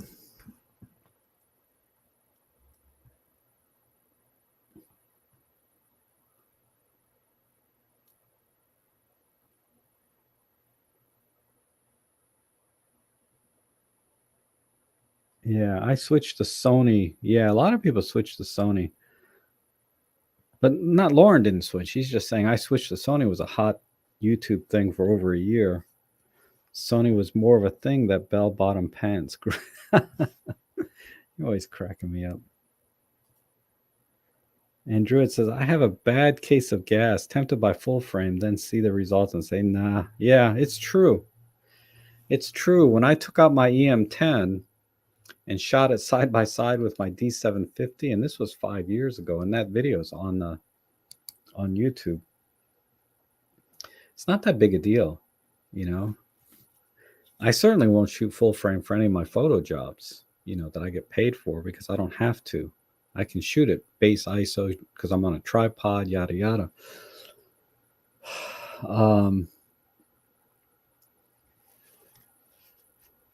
But yeah, it's just a different experience when you pick up a full frame. Like when I'm shooting with the Nikon DF,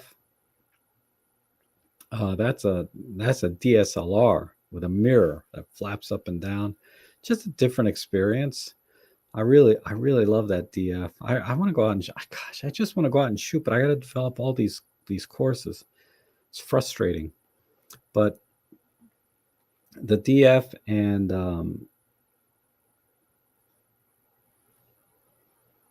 the S5, my full frame cameras now, they do produce excellent images, and it's something about shooting with a vintage Nikon glass with a semi vintage camera. Is that thing like 10 years old now? And it was designed to look 10 years older than that. Something like that. I mean, it's just a wonderful experience as a photographer. Just like shooting with my Hasselblad, it takes you back 50 years, right? Or any of my film cameras. They're all a lot of fun to shoot with. And the absolute worst camera.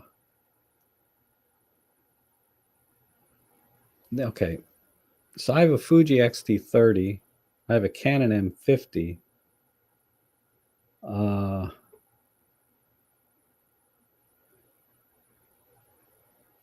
I think I'll have to go with the Canon M50 as the worst camera ever. Not for me, not for the general public. It's a fine camera, entry-level camera. I mean, it does a good job, but in terms of shooting experience and going out and shooting with that thing, that's the camera I like the least, is my M50. And I've only taken it out one time, I think, for an actual photo walk. If that, I don't think I've even done that, come to think of it. I think I did once. I did shoot with it once. And I didn't enjoy it at all. The Fuji is growing on me. I didn't like it for 2 years. I didn't like that camera. But it's growing on me. That was a total gas purchase. I was just having gas, and I got into the hype about the film simulations and all that. Meh. It's like, it's okay, right? But it's growing on me since I got the 35 f2 for it. I like it now more. But the M50, oh my God, this camera.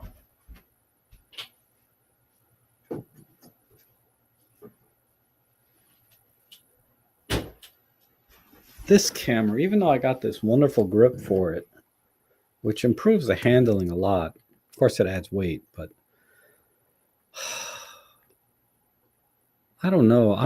I'm tempted to buy the Canon 30. It's, what is it? It's 32 millimeter f1.4. It's the 50 millimeter equivalent lens, right? And it's about $400. And I'm like, or is it 500? It's not cheap. I'm tempted to buy that lens for this camera. Just so I might like it a little bit more, and I don't feel like I wasted $700 on this. So I got to spend $400 to make this $700 purchase worth it, basically. And I think at that point I might actually enjoy this camera. But it has some limitations that I can't think of now. But when I was trying to do some things with it, I was like, oh, it doesn't do that. Come on. Seriously. Why would they cripple this? Like, I don't like that it only has one front dial. It only has a dial here on the front. So if I'm going to do exposure comp or something, I think I can do it with that dial. But then if I want to do something else, I have to go into the menu or push a up button to switch the function. So the reason I don't like this one, now it's obvious to me, is the workflow. One dial on the front. So when I'm out shooting with this camera, it's not as fluid as having two dials like the EM10 Mark II does. And basically almost every Olympus camera with a viewfinder has two dials. A lot of the pens don't, but the pen with a viewfinder, the OMDs, they all have two dials. That makes a big difference in workflow when you're out in the field. I'm fumbling less with the controls. I'm just dialing, right, what I want. So I feel like I should give this kit lens a chance, though. Oh, wow, it's still got battery. And it has silent shutter, but you can only use it in program mode. That's another weird limitation. Like, you have silent shutter. Why do you have to be in program mode to use it? Why can't I just use silent shutter in every mode? It just doesn't make sense to me. I must have been using this for something recently because it's got a full charge on the battery. It's funny, the menus look a lot like the OM1 and vice versa. I should say the OM1 menus now look a lot like Canon's. It's very, very similar. In fact, it's almost identical. Does this have an HDMI port? I can show you. Yeah, it does. Look at the menus on this. If you guys never seen a Canon menu, look at that. Does that not look a lot like the OM1?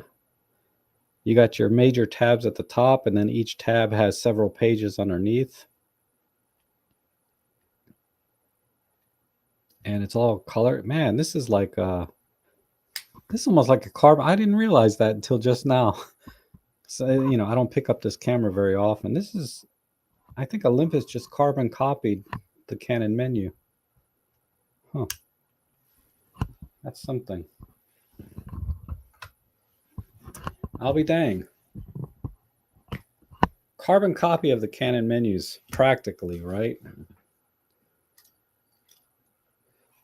I don't know. Does anybody else have this camera? Do you like it? I don't know.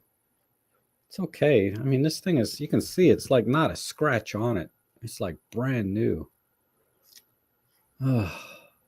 This I bought for a specific reason though, because a lot of the students I was teaching have Canons, and I didn't know anything about Canon. So I bought this so I could, you know, help people a little better. But I don't like to shoot with it. I guess Marco's not going to make it. He said he'd be back around 11:30.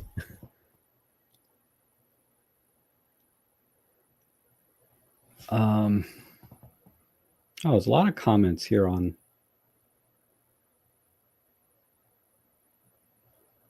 this camera. Wow. Maybe I should start a Canon channel. So many comments here. What's bad about the Canon M50? It kind of looks weird. Yeah, it's a little bit odd. Gray Vanzini says, I rarely use my 50, use my M6s a lot. Oh, okay. So you have a Canon M6. That doesn't have the viewfinder, though. That's why I didn't get that one. I like the M6, though. I like how it looks. I think there's a rumor or something about Canon saying they're not going to discontinue this line, the M line. They shouldn't. It's actually, with a few tweaks, it'd be a really super, super camera for a beginner that they could grow into. But this has some limitations on it that make it. That's why I love the EM10 Mark II and not so much the Mark IIIs and 4s. The EM10 Mark II had everything, just about everything the EM1 did, right? A few limitations, but for the most part, there was no limits in terms of what you could do with it.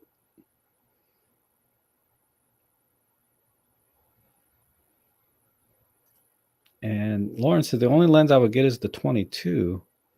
There's not setting for minimum shutter speed, but then again, also an issue with the lowest end Olympus.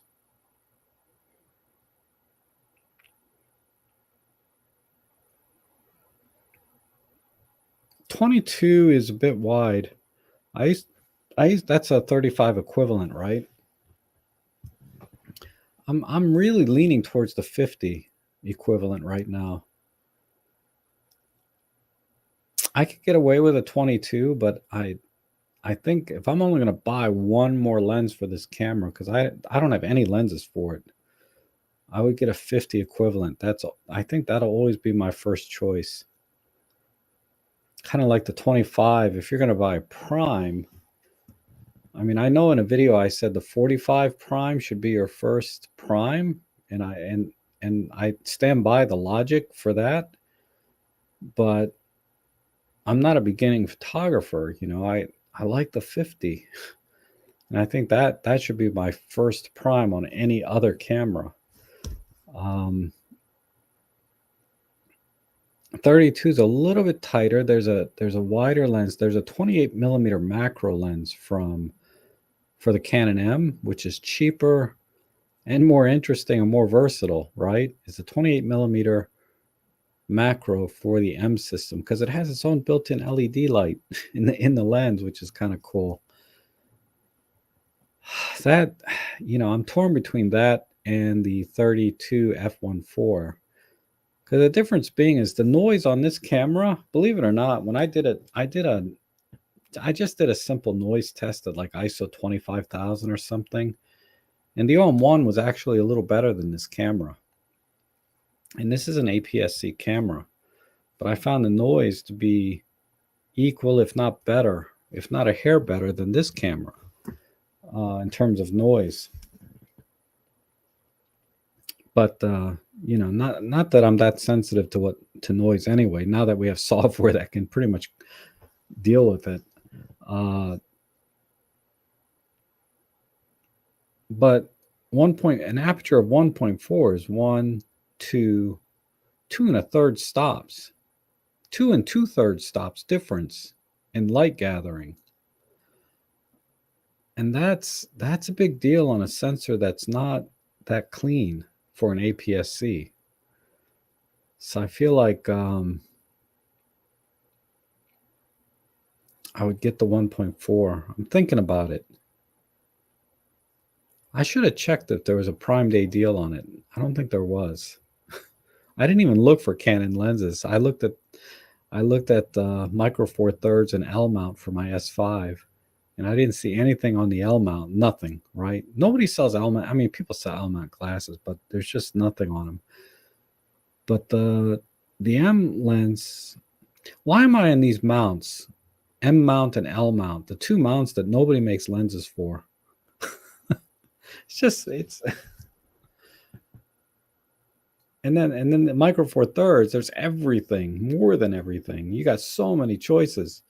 And then I pick up an M camera and an L mount camera, and I can't find any deals or any decent, lenses without spending a fortune. Only until recently, because the Sigma lenses for the L mount are not that great. I mean, they're okay, but they're not great. When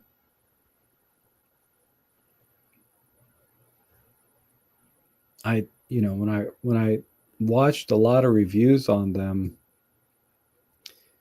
and not just on YouTube, but I went to the whatchamacallits, the camera labs and stuff online where I could download and look at the images directly. I was not that impressed with the Sigma lenses made for the L mount, and so I shied away from. I'm going to shy away from those, even though they're like half the price, right, or better. I think for the money they're fine, but I got too many things that are good for the money. I'd like to be able to just wait and buy something that if I can afford it, I'll get it. Like I'll never be able to afford Leica glass. Never. But like the 32 millimeter f1.4 is around 400 or 500 for this. I can't remember exactly. That's within my credit card limit. I could probably do this, right? And then I'd have a really good lens for this camera, because we all know the camera body is not as critical when it comes to image quality, right? It's all about or your pictures in general. All of this is not that important, but if I'm going to get one, I'm going to get the lens I think would be best for this camera, and I feel like the 32 is probably the best lens for this camera. Just my gut feeling. I think the 22 is definitely attractive. It's a nice pancake form. But I'm leaning, like I said, I just prefer the 50. I know a lot of people prefer the 35, and I did for the longest time. But I'm not enjoying the 17 as much as I used to. I really enjoy shooting at 50. Yeah, the Lumix 30. Yeah, I agree. I would definitely if I had a Panasonic camera, I would get it, but I'd much rather use the Olympus 30 on an Olympus camera.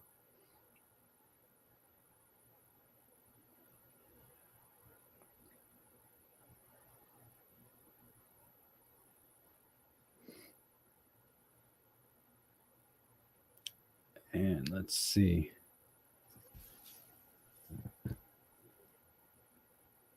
Oh, Terry's here. And What's Terry have to say? I took my Canon 5D Mark I've out the other day, but gave up after straining my. Forgot how heavy it was. I know, right? Lauren says the M50 is dead end. Canon R10 will have RF mount and new sensor, and it's goodbye M50. I I don't know. You know, the R7 R10 will never be as small and compact as the M50s. You know, the lenses and the bodies themselves. So I think from a consumer standpoint, as a buyer of cameras, I don't think I would consider the R10 or R7 just as a just as for me, because I have so many cameras already. The R7 R10 just doesn't do anything for me that I can't do with one of the cameras I have already. And that can be said for any camera that I own, to be honest. But uh, I just didn't see any reason to even consider an R7 R10 at this point in my career photography life. Because I have an M50, which is awesome in some ways, right? I like the small compactness of the M50. It's no bigger than my EM10 Mark II. Uh, so Canon, I think, did a really good job on this camera, but I'm not a fan of this kit lens. It's not. It's noticeably less sharp than my my Olympus cameras.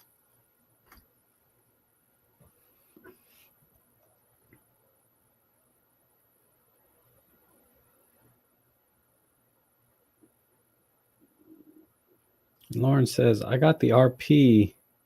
Yeah, I remember that deal. I remember that deal. You can't get that anymore. An RP, that yeah, I did a review on the RP. My cousin has one. He let me borrow it for a couple of weeks.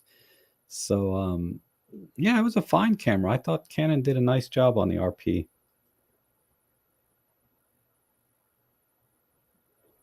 Um,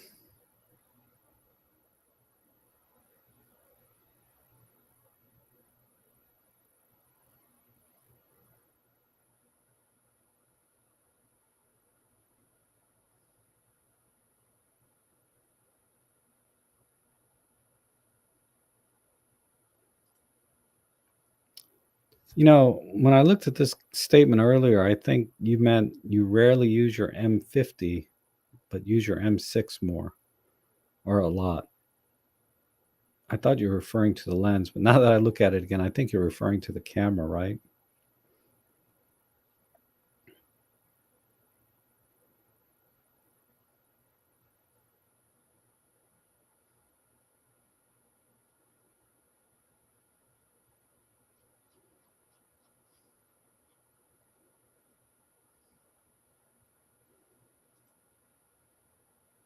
The D3500 is small, lightweight, great grip, cheap lenses available, and has traditional mirror slap sound. Yep. Alas, the focus points 11 is not great. You know, the Nikon D3000, 5000 series were, you know, along with the Canon T7s, right? But I think that the Nikons were even a little smaller than the Canons, and they had amazing image quality and very few limitations in the controls and the menu and everything. These were great entry level cameras for the Nikon F mount, but that mount is dead. You know, uh,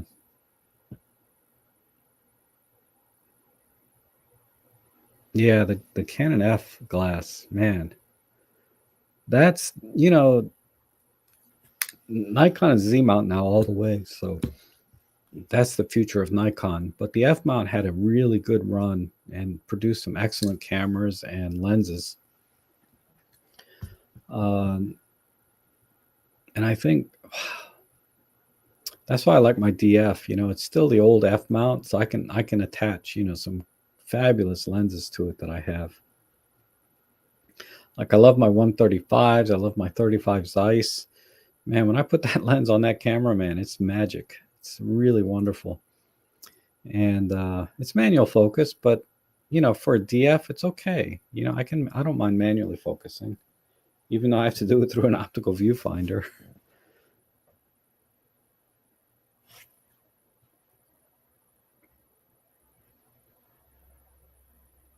Yeah. See, you're with me on this, right? The 3000, 5000.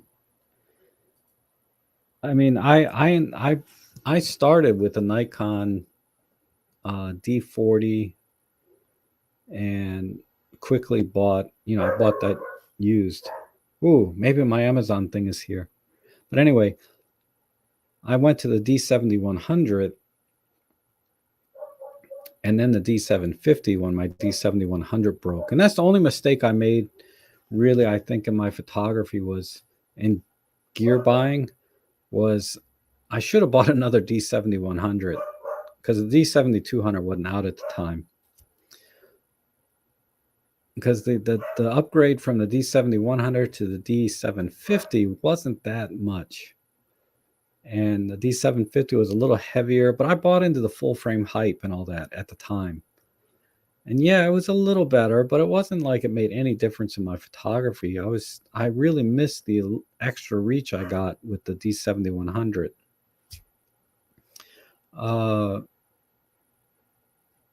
So I always felt like, the D3000, the D5000 series cameras were just the consumer grade level, right? But they were the same image quality as the D7100. Same, if not better, in some ways. So, what I liked about the D7100 is it had the autofocus motor in it, so I could put my vintage lenses on it right from the film cameras. Whereas the D3000, 5000, you could not. So that's one of the limitations, right? Is you could not use the old screw drive autofocus systems on those. But aside from that, they were excellent cameras. Particularly, I think that the last one, the D55 or the D5500, was really an amazing camera and offered a lot.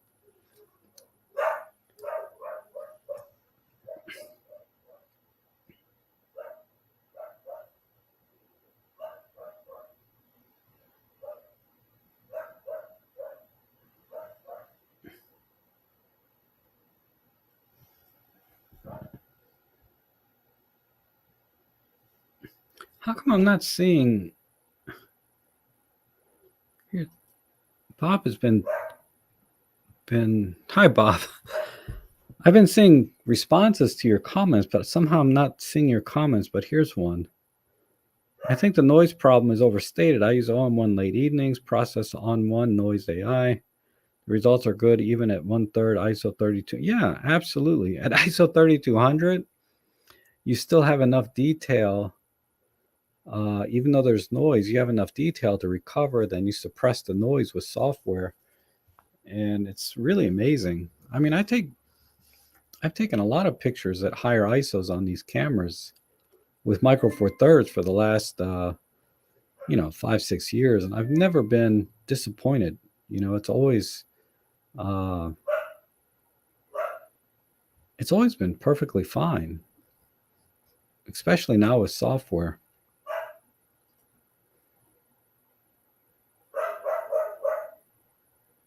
I think my case is here. Alexa, where's my stuff?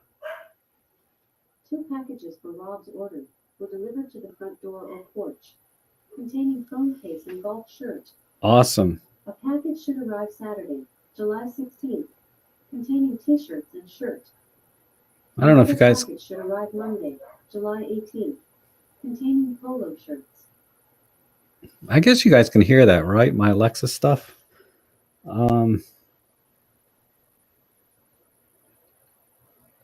Yeah, Lauren, I remember your images from your D3500. They were really good. Oh, who has a D? Tony has a D700 and a D7200 and a 70D. Something about the 7. Yeah, the D700 was a 12 megapixel, right? Full frame. And the D7200 was an upgrade to the D71. So it had a bigger buffer and less banding in the shadows. Because banding was definitely an issue on the D7100. And the Canon 7D I've never shot with, but a lot of people love that camera. So I'm with you. So let's do an open box thing, because I my stuff is here. So I can show you two of the shirts that I got that I talked about from Prime Day deal. I'm gonna go get it before some porch pirates do. I'll be right back.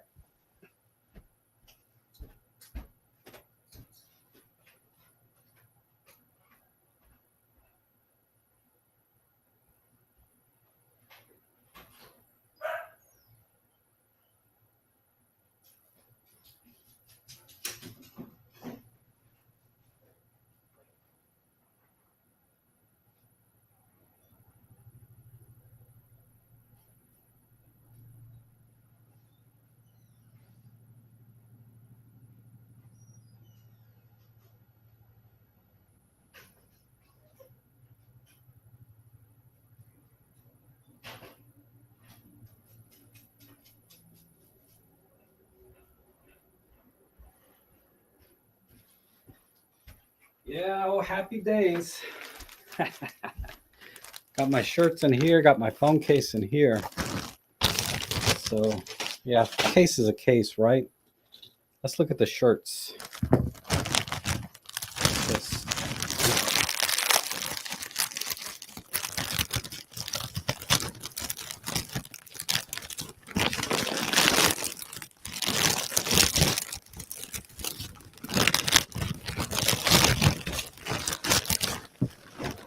These were the more expensive shirts. These were like $18, even with the Prime Day deal. Oh, no. This shirt. No, yeah, this was like $18, this shirt.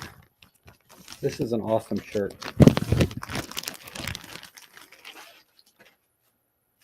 Hopefully it fits though, right? Look at that. I like this. Oh, it's got a good moire pattern for my video work. I better not do this when I wear this when I'm vlogging, right? Otherwise, people are gonna have seizures from the moire.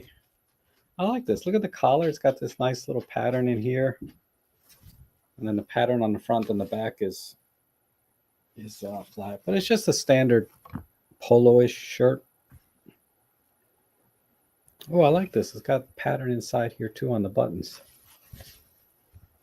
Yeah, what do you guys think? It looked better in the pictures though, but we'll see. I'll have to try this on. This shirt I was rolling the dice. I wasn't sure because it's like all polyester. It's like a golf shirt. But in the picture it looked good, but I was like, you know how you can look at a picture but then know something's may not work for you. Like, yeah, I don't think this is gonna work. But I think it'll fit. I think I only paid $12 for this shirt. Just another polo shirt. But it's like 60% polyester or something. So I thought it'd be nice and cool in the summer, right? But anyhow, there we go. And then the case for my S1. Did I just lose like 24 viewers? Like everybody? All right.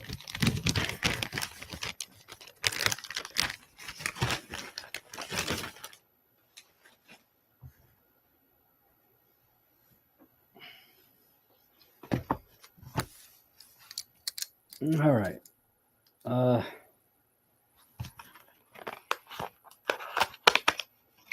Yeah, Christmas came early. All right, this is my so I bought this super tough. What they call it? They call it a tough armor. Ooh, this is tough. Wow. This is nice. Case for my S5. It should just snap in, I think. I think I have to.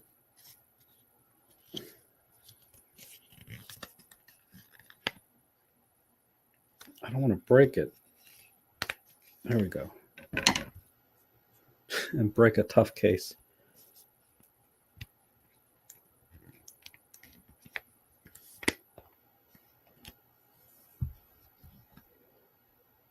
I knew I shouldn't have cut that.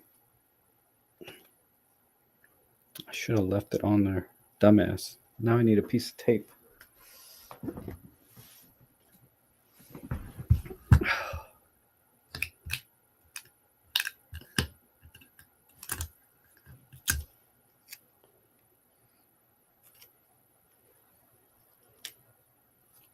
Oh, great.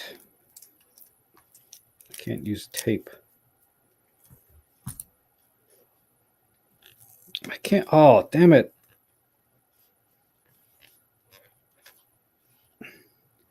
Maybe, where's my tool?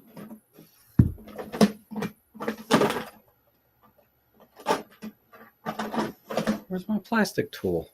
That's not right.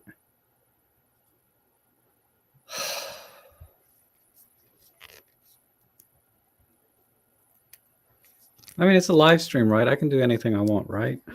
Damn it. I want this to be underneath. You know, the little plastic film that's on the screen when you buy the phone, I don't like to take that off. Then I don't have to buy another screen protector, right? I can just use that. But I cut the tab off. Oh, damn it.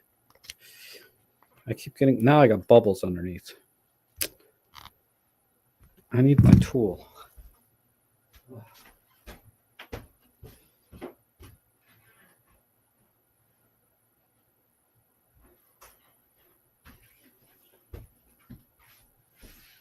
All right, got my little plastic tool.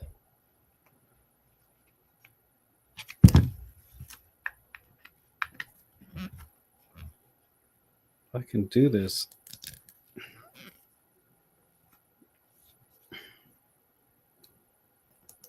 Nope, I can't get that underneath because I cut the tab off.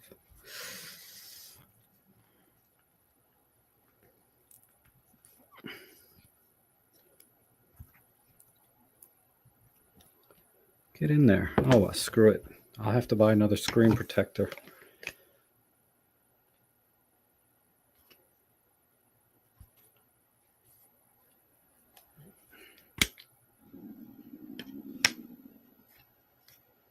There we go.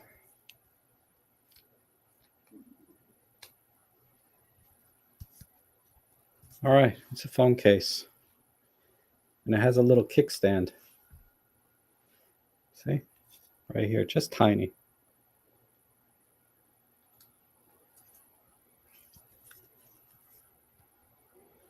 Oh man, I messed up the screen protector on the other end now. Stupid. Now it looks like crap. I know you can't see it, but there's bubbles here.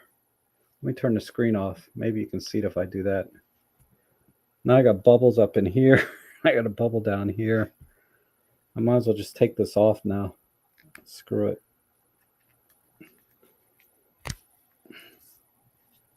There. All right, good enough.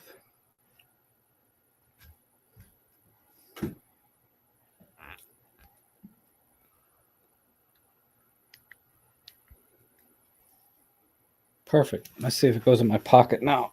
Yeah, it feels good. I bought this one because it's basically the same size as my S9. You know how ginormous phones are nowadays? Like I picked up a Pixel 6, which was on my short list of new phones to get. And it's just a little bit bulky, the way the stupid visor thing on the back for the camera. And then I looked at the S22, S21, and that was substantially bigger. But thankfully they made the S22. This is not the Plus or the Ultra. So this is virtually the same size as my S9. It's actually a little bit shorter by like a millimeter and a millimeter wider. But this is the perfect size for a phone. Anything bigger than this, you just might as well bring a tablet. I'm serious, man. I see people walking around with these virtual tablets in their hand. It just doesn't make sense to me. The phone should be something you can just put in your pocket and go. Not a tablet where you need to be on a desk or something to use it. Just my opinion. All right, so I don't see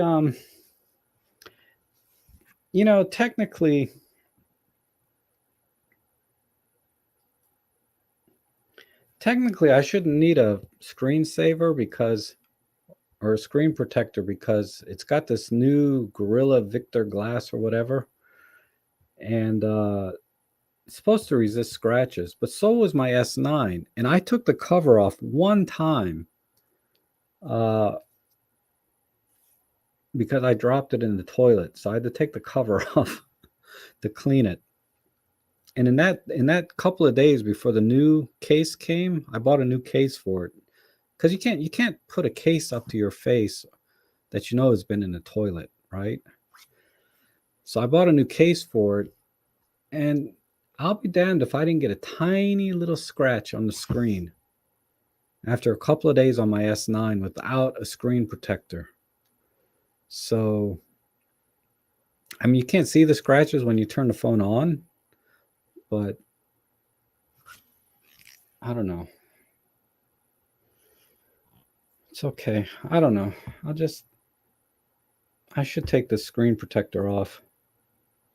It's kind of useless now. There. Now it's off. Oh, breaks my heart. But oh well. The fingerprint still works even though I took that off because I trained the fingerprint thing with the this got this weird fingerprint thing. It's like under the screen so you don't see it. But it's okay. I got used to it pretty quick. My old one, the fingerprint thing was on the back, which I like better because I don't have to touch the screen, right? But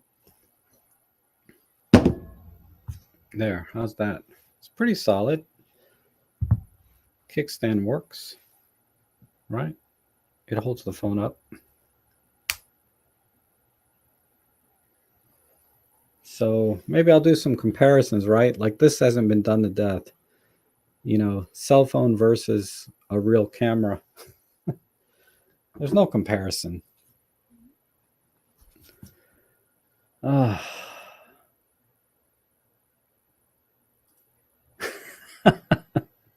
Spent all last week searching for curtains. That's funny.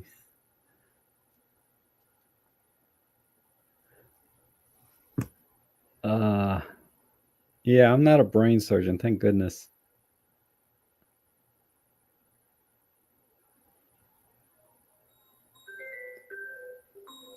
Oh, classic. Hold on, it's my mom. Hello? Yeah.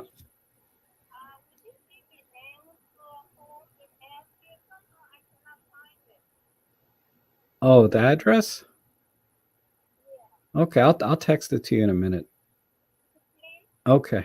All right. Okay, bye. All right. Anyhow, happy days. I got this case for $20. It was 50% off. It's normally a $40 case, and when I went online today, it's still $40.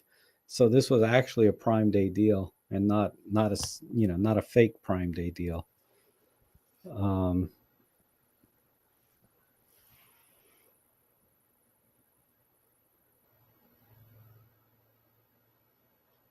okay, well, you like this part of the chat much better than watching the Kardashians. God, Lauren. He's like me when I get an air bubble. I use glass protector on my Pixel 6, but it doesn't have curved glass. Yeah, this is not curved either. That's the other difference between this and the Ultra, is it's a flat screen. So I might buy one of those glass. It's like another $12 to get like glass, right? On front. Anyway, I'm gonna try this for about a week. If I don't get a scratch on it, I might not get a protector for it. I wish I didn't have to peel off the one that came with it, but I didn't plan that out right. I thought the cover I could put on top so I didn't have to worry about it, but I had to push it in this way, so that's why it peeled off. Oh.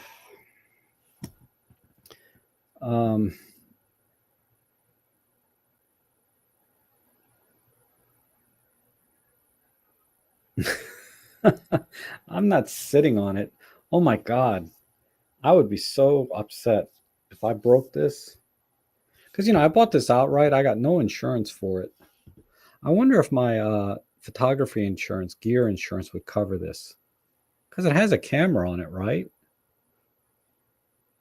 I'll have to find out if I can add this to my current coverage. Probably. Why not? It's a camera. I'm a photographer. Then it'll be covered. I'm paying for the insurance anyway. Does anyone know offhand if their insurance covers this?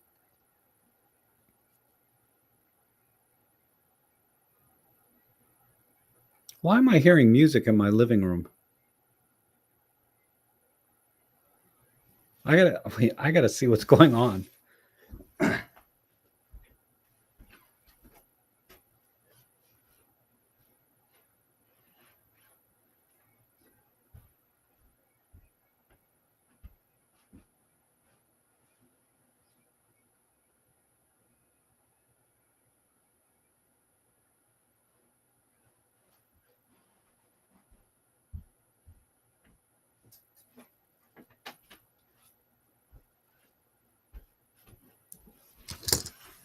Is my other phone ringing? I play music ringtones, so that's why I was hearing music. Okay, so I'm gonna wrap it up here, guys. I really appreciate you guys coming in. Yeah, I don't see Marco. He didn't come back. Oh, Marco is here. You just walked in. How you doing? I need to I need to why don't we plan? I don't know if you can come Sunday or not, Marco, but I need to go. Um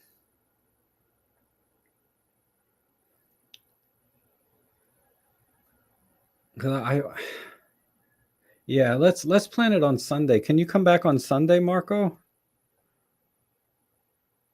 Okay, good. You can come back Sunday. All right. Why don't we do Sunday at 10 o'clock? I'll do my normal intro and then I'll bring you in and we can talk about computer monitors. That'll give us both a little more time to prep too, so it's a little more productive for the audience. And we'll go from there. So, everybody, thanks for coming in today. I really appreciate it. I'm sorry we didn't get a chance to get Marco in today, but we'll definitely do Sunday and we'll do a better job because we can. He probably doesn't need to prep, but I need to prep a little if I'm going to talk about monitors because I got all my terms mixed up right in my head right now. So, you guys have a good week, and I'll be back on Sunday with Marco.